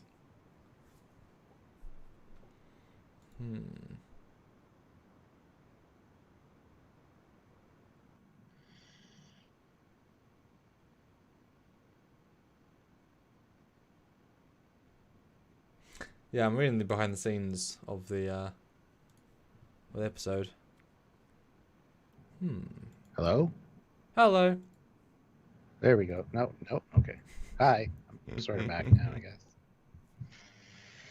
Oh, my goodness. I'm sorry, guys.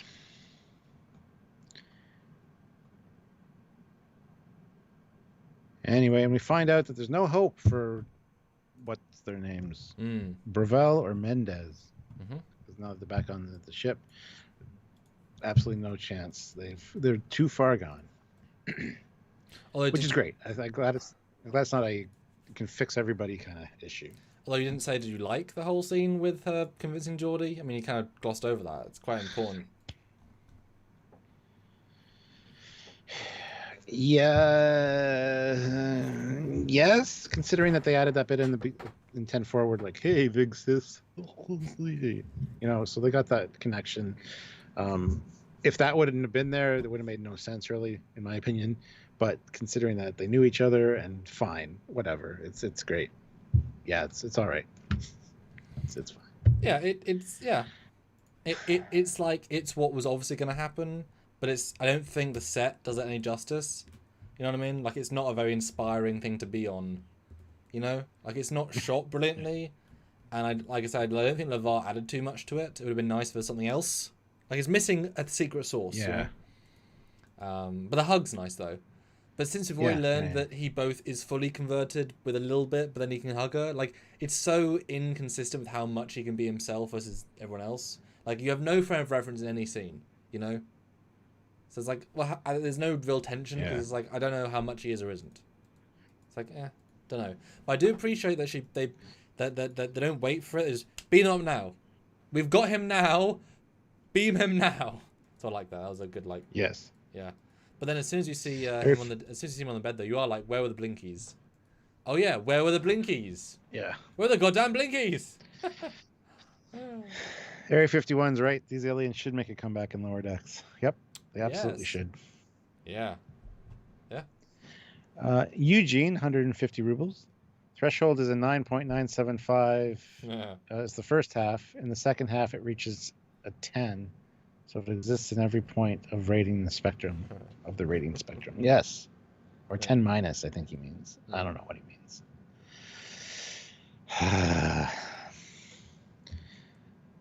Yeah, this is a pretty good way to end up the episode.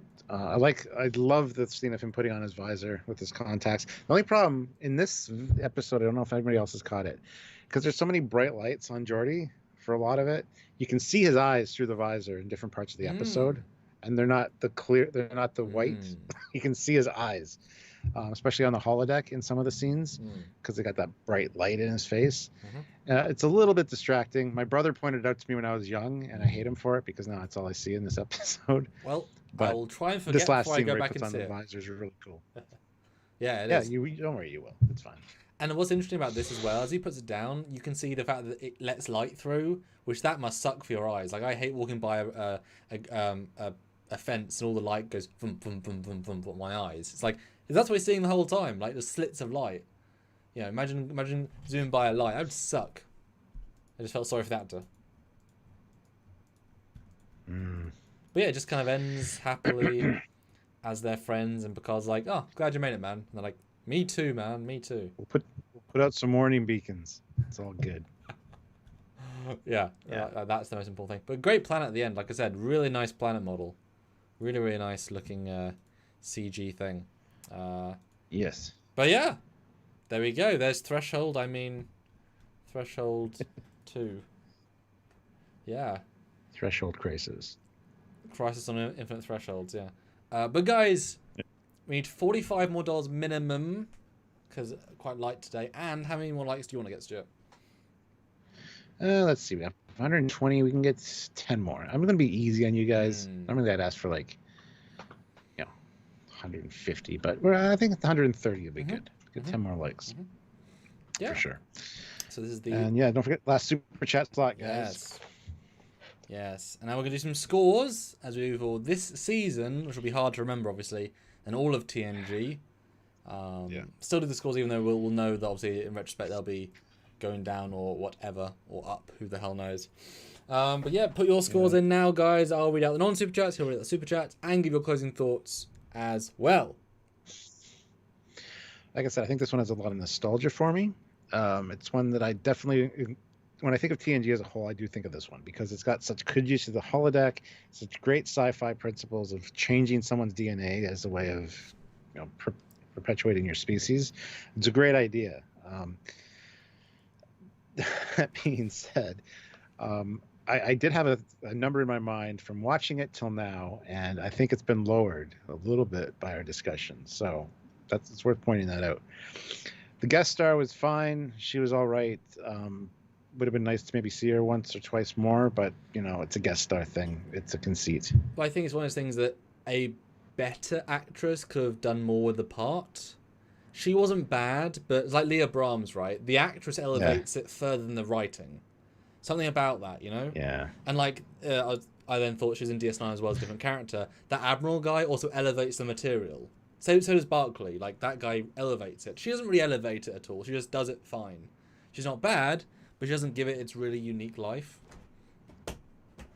Yeah.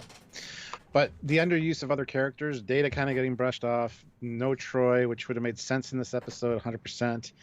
Picard doesn't, he feels like a tacked on cardboard character in this episode. Beverly has some great stuff, so does Nurse Okawa. But honestly, the rest of the cast is absent. Breaker has a little bit. Worf has a very little bit. So yeah, it's not a great... It's not a great overall piece, but it does have a good place in my memory for TNG and for Star Trek.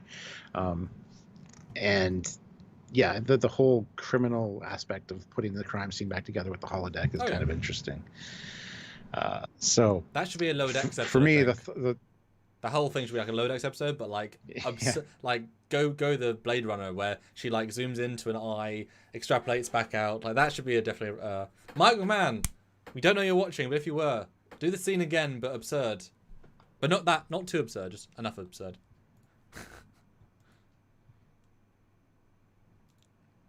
Yes. So the score I had in my mind for this whole time pretty much was an 8 out of 10. I'm going to lower it to a 7 out of 10. Okay. Initially, I was going to, halfway through, I was like 7.5, but no, it's going to have to be a 7. Just because it does seem kind of disjointed and weird, and it needed some more character moments. Bring in Data to help him out, have security at least following him around. There's lots of little things like that I think would have improved it immensely. So, it's not as perfect as I remember. As well, I think, Now, some re-editing, I think. Is that a 7 for all of TNG or 7 for this season? Because you need to give 2 scores. Sorry to say. Oh, that's right. We do 2 scores. Yeah. This is it's 7 for the season, I guess. Okay. Holy shit! I forgot we did that. I know. I'm sorry. The scores hard to remember this season, but I'm not sure it's that high for the season, honestly. But I'm still gonna stick with it 7. For all of TNG, like I said, it does stick out in my memory, so I'm still gonna have to give it a 6.5 out of 10 because it is a memorable episode for sure, and definitely has some good sci-fi and Star Trek tropes in it. So, and it's one of those ones that then later shows just did again, like change your DNA, like that's done loads of. It's one of the earlier times, but it is done lots of times. It's certainly not a novel concept when you watch all of Star Trek, Yeah, yeah, And this is kind of why you should watch in show order rather than time order, because then you see them design the tropes as they go. Like if yeah, you start with Enterprise first, then that one comes first, the Hoshi one, and then this one comes after. And this is just copying that one, but it wasn't. It was the other way around. That's why I always say yeah. show order rather than like don't watch Discovery after Enterprise. You'll f up your TOS watch. You'll break a TOS watch entirely, for many reasons. No, Yes. TOS Yeah. first. Guys, so we need another All right. 30, So what did you think about it? 30 in super chats, guys. Help us out. Me, yeah. Yeah, I mean, it's not bad. It doesn't achieve anything great, really. I mean, I liked a lot having LeVar and Geordi being the focus. That's always good. And the fact that he can carry an episode where he can't use his eyes and he can fully carry an episode is incredibly impressive. And a lot of it is, like, jargon. Like, same with Beverly. Beverly always sounds great medical stuffing. Like, both those two can always sell it. And that is... I was thinking this during it. They lucked out so hard on the cast. Every single one of them can A-star if you give them an A-star script. You know? And even with a B-star script, they can still give you that. But you didn't learn anything about him. You didn't really develop him. Like, it would have been great if that was his previous ship. Imagine if we'd heard a story about him and the lady on his old ship, and we got a sense of, oh, what was he doing before the Enterprise? Like, they completely lost all that possible. So, it could have been really, really good for him, but it wasn't. It was just fine for him. It was like the idea of the TNG episodic. We're not going to use this to develop him. We're just going to show him doing good stuff. But they're not thinking, let's develop him. They're thinking, we're just going to do him. No Troy disjointed. Yeah, I mean, honestly, my score. I'll go straight to the score though. For this season, I don't know. Is it like you went higher for this season than for the overall? I'm wondering which one I want to go. Which one's higher, which one's lower? Because all of TNG, it's so average to TNG. Like, you know what I mean? Like, it's nothing special, but it doesn't do anything too bad. But this season, I can't remember this season. So it's kind of hard to. Well, one of the reasons it scored a little higher for me, and I don't know if you want to use this, because it uses the holodeck, which is very much a Star Trek kind of thing. And the way it was handled, especially with Geordi doing it, the way he talks to the computer, I think was marvelously done. The way it was just unveiled. That being said, there was no shadow there before, but whatever. Yeah. There's a problem when the script's ahead of the audience because it doesn't give you enough. It's like with the burn. It's like there's no hint to it, so you can't feel like you earned it in the same way. I mean, I can't go higher than a 6 for either. It's just not. It's just it's. I can tell. I'll say 5 for this season and 6 for overall. Because I'm pretty sure this season, like this would be better than season 1. But yeah, I mean it's slightly better than average. But it's just that it has so much missed potential. Yeah. And the pacing's all wrong. Yeah. But it has some good ideas. But it could have been really, really, really good. Just didn't quite get there. But I like seeing LeVar. I wish they, use him more. But I didn't even think, Picard's just a carbon cutout, isn't he? Like, he could literally be anybody in this episode. Absolutely anybody. Yep. Yeah.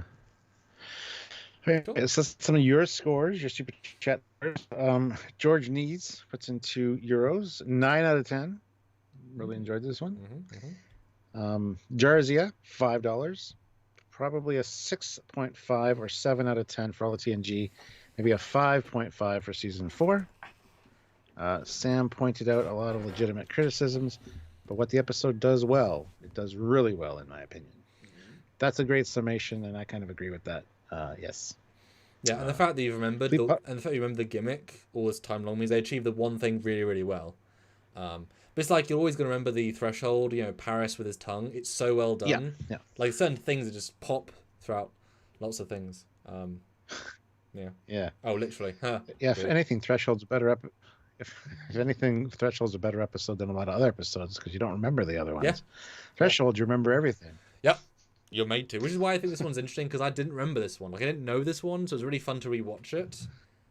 Like I gained new seeing from it, but it's not particularly memorable except the 2 scenes. The bit at the end when you reveal them and the holodeck sequence. But you forget everything early. If I asked you in 6 weeks' time, name the episode where you see Geordie in an older costume, you'd say, what? That's not the episode. She doesn't use those ideas enough. Yeah. Fleet Pass went back. $5. 7 out of 10. Good story. Special effects were good. Mm-hmm. Scary gray shadow that freaked me out. CSI Enterprise was good. Generally good episode in general. And what's nice about the CSI-ness, it didn't go full Blade Runner. They didn't go to that extreme where they could never have achieved it. So it was still grounded. I was just wish we'd actually seen the shadow originally. Like, it may be there ultra subtly, but it's just too subtle, etc., etc. There he is, he's back. Yeah. Did you hear the super chat? Or were you not lucky enough to hear the super chat that I read? Yes, CSI Enterprise, yeah. Yes. Generally good episode in general, yes. So there we go. Those are the super chats. Now, what about non-super chat scores? Yeah, we have -10, 8, 8, 7.5, 7.1, 7, 7, 8, 8.5, 7, 8.5, 7, 6.8, 6, 6, 6, 6, 5, 6. That was quick. Now, I will just... Pretty good average, though. It's pretty much where we are-ish. Yeah. So... Yeah, I do think a lot of that, not in a bad way, because I'm obviously beholden to that. The nostalgia factor is going to help bring you into it, depending how powerful it was. Yeah. And I don't want you to change your score, okay? I'm not, but just to give you some context of how high you gave it to other ones this season, say. You gave us the same score as Brothers, the data with law with yeah. So that high. Yeah. Which isn't that high. It's still 6.5, but. Like I said, it's one of the memorable ones for me, so it's definitely a favorite. Well, only a point below With Best of Both Worlds Part 2. Only 1 point below that. I stand by that. That's fine. I would have given it higher if I... And that's interesting. Yeah, I gave it the same score as Best of Both Worlds for all TNG. Which shows how little I think of Best of Both Worlds Part 2. Funny. Yeah. Funny. But, I mean, this is why you guys should appreciate the fact that we're not, nostalgia glassing this. Like you took the things I had to say, I took things you had to say, and I think we both averaged out because of that. We aren't Discovery haters or lovers. We aren't TNG haters or lovers, besides the fact we love TNG. But we'll be fair, and we both value that exceptionally strongly, Yes. That's the point of doing these reviews, to show you that we treat all Star Trek equally. Yeah, which is great. I love it. I think it's such a fun way of doing it. Especially as I see so much, and these I am enjoying almost. And when we eventually like Voyager, I'll see stuff I'm made to look at. The filmic stuff that I will never really try to have looked at. We'll see how my scores may go down because of that. Yeah, it'll be fun. Yeah. Well, and could we get another $10? Super chats would be great. Hopefully. Not the best number, but this is our first one back since Discovery ended for these team reviews. So the likes are good and the viewership was good. So thank you guys. But yeah, another $10 would be great. But just to be transparent, we need on average another sort of $70 or $80 to make these kind of worthwhile, which sounds like a lot because we didn't get much. Now we'll do them either way. Like, we're here to talk to you guys, just so you know, like, where we stand on that. But hopefully we'll jump back. So if you can tune tomorrow for our top 10, have a really interactive chat, that'd be great. But I like these reviews because either way, we're not here for the money specifically. They just allow us to keep going. But these are great because we get to review it and we know where we're going to start, we're going to finish, we're going to have this conversation either way. That's what I kind of enjoy. It's like, yes, we have this great conversation. Definitely a weird one to jump back into, It is. And what's next one? Because I really don't. Oh, wow. The next one is The Nth Degree. Which one's that? So we got Stephen Hawking. Oh, goodness.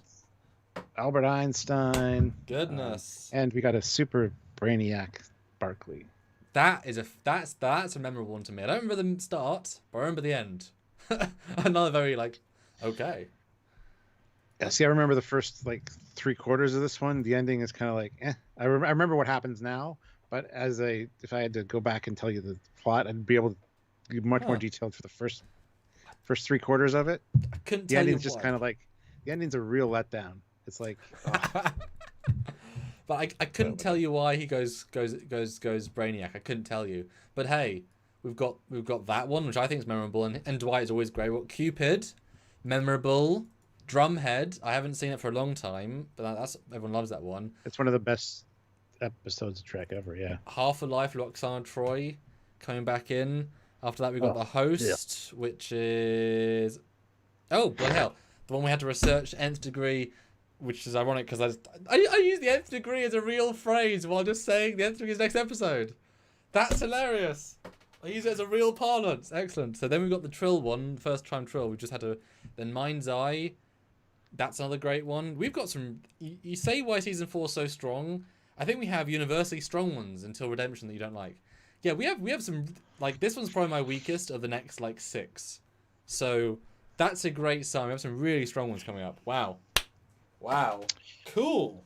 Well, Matt Boardman, snipe with $10. Thank you very much, Matt. That really helped. That did. that Except thing you can't find. You were re-sniped. What? Except he was re-sniped. Yes. So sniper missed. Thing you can't find throws in $10 for another equal snipe. Thank you so much. Snoopy McQueen does a dance for $5 super chats. Thank you very much, Snoopy. Don't know why the pair. Yeah, why is the pair? It's such a happy pair as well. Am I back now? I don't know. Yes. And Matt says the host is cringeworthy. We're talking to one of us? Matt's not talking to one of us, calling us cringeworthy, is he? No, the Trill episode is called The Host. I don't think so. That's what that one's called, Stuart. Oh, okay, fine. I was going to say, Matt, what? Dude. Captain Chili Beana, $2. Here's for DS9 reviews sooner than later. Yeah, we'll get them underway soon. Lining them up. We're not going to be able to line them up. I'm sorry. We can get ish in the area, but we're not going to be able to go back and forth between Voyager, DS9, and TNG and have them match up. It's just not going to happen. And then that's not really how the shows worked either. But there's a little bit of nice parallel. But certainly we'll do more TNG than DS9 to kind of slightly equal that up. Because hey, you guys might not touch DS9, but just to be warned, DS9 season 1, like TNG season 1, is going to get some harsh scores from me. Just so you know, because that show does not start good in my opinion. It's going to get fucking bad scores from me too. I don't like it until season 3. See, and then I know because we did another one. The problem with DS9 is that when at a certain point the individual episodes aren't as strong. It's about the arc. It's like what happens this week. 12 conversations.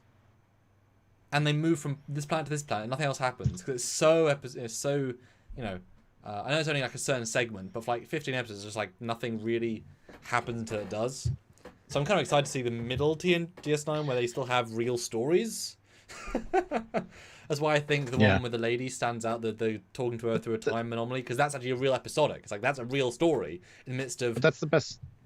That's the best part of DS9 though. Is there's 3 stories per episode sometimes. Like. You might really enjoy the one C or B plot, but the A plot's just fucking garbage, or vice versa. So there's a lot going on in DS9 that makes you appreciate each episode in different ways. But it's definitely a binge show because you don't like you say it's so little amount happens in each episode, but of 5 plots. Like it's a snail's pace, but it's depth, not width, which is a problem for many people. So I think that'll be a weird review series because especially if we like have breaks, I think it'll. That's gonna be a weird one. Whereas Voyager, it's like you love them and then you move on. And you can just like they're so summarizable. You know, it's like Stuart, what happened in DS9 season 5 episode 10? You would not. You wouldn't know. I bet if I gave you episode names, you wouldn't have an idea. So it's weird. Same with Voyager though. So. Well, but I think you can get. I think you could guess more though with Voyager. They're more like, Yeah. Fleetpaw Swiftback, $2. Alan Moraine, shut the hell up. But that's gonna be a drunk one though. I mean, that's gonna be like with That's the new hashtag code of Code of honor. Honor, because we drank and that was great. Yeah, we'll have to do that when the bad ones come out. Jarzia, $2. Duet is the best episode of DS9's first 2 seasons. Which one's that? That's with fucking Kira and the Cardassian. Oh, yeah. Everybody keeps bringing up Duet. It's like, Yeah, it's good. It's fine. it's fine if you like Kira. Oh yeah, it's true. Well, but the thing is, it's just a DS9 season 6 story. You know, it's just quality. It's a well-written piece of TV. Yeah, it's like a drumhead. But it's not like it's Cardassians and Bajorans. It's like great. You know what I mean? It's like yes, it's excellent, but I'm not going to get excited by it. I will say though, I randomly watched a DS9 episode a few months ago, which I didn't remember at all, where they go into Odo's memory of Terok Nor. Yes. And that I thought was actually really clever. I really enjoyed it because that was so different to how they normally did that. I thought that was actually, that was really creative. Yeah. That was kind of like the sci-fi as well, because as I always say to you, DS9 and Voyager are so different, but you should watch them in unison. One has the science fiction fun stuff, the other has a character, and not much sci-fi, and not much exploration, but one, they balance each other out really well. But I wouldn't just want one, because they each are both lacking severely in different ways. Especially Stuart, you like episodics more than seasonal. You'd think you'd like Voyager more than DS9 because it's more the format you like. You'd think, but I like the characters in DS9 a lot better. But that's what it has. That's what it has in spades. Yeah. Plus, that being said, I do like a lot of the Voyager characters, and I'm very much like Tom Paris, so it'll be interesting to go through them all.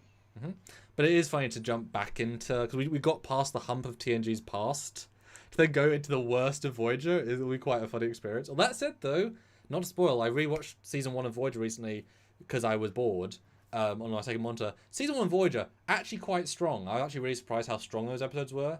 Like, at least the average, if not higher than average, for Voyager. I'm really surprised, actually, how strong their first Voyager's season 1's 1,000 times better than Deep Space Nine season 1. And it's half as big as well. They have less episodes. I was really surprised, actually. Like, Caretaker's not great or anything, but, like, they actually had some good... I was surprised. Yeah. Anywho, guys, sorry about the internet connection tonight. I don't know what's up with the internet, but I'm getting really annoyed with it, so... And it's annoying, because I have the best internet provider in the country, and your wife works for the internet provider that, But how many people are inside using the internet today? Probably many tens of millions.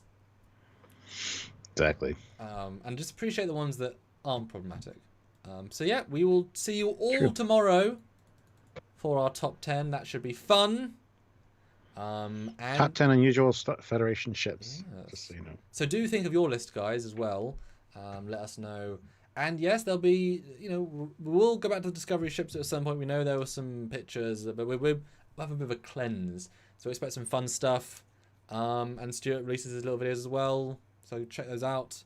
I was like watching those. He released Alien Clone Marine dropship. That's cool. Was that right? Was that a good miniature?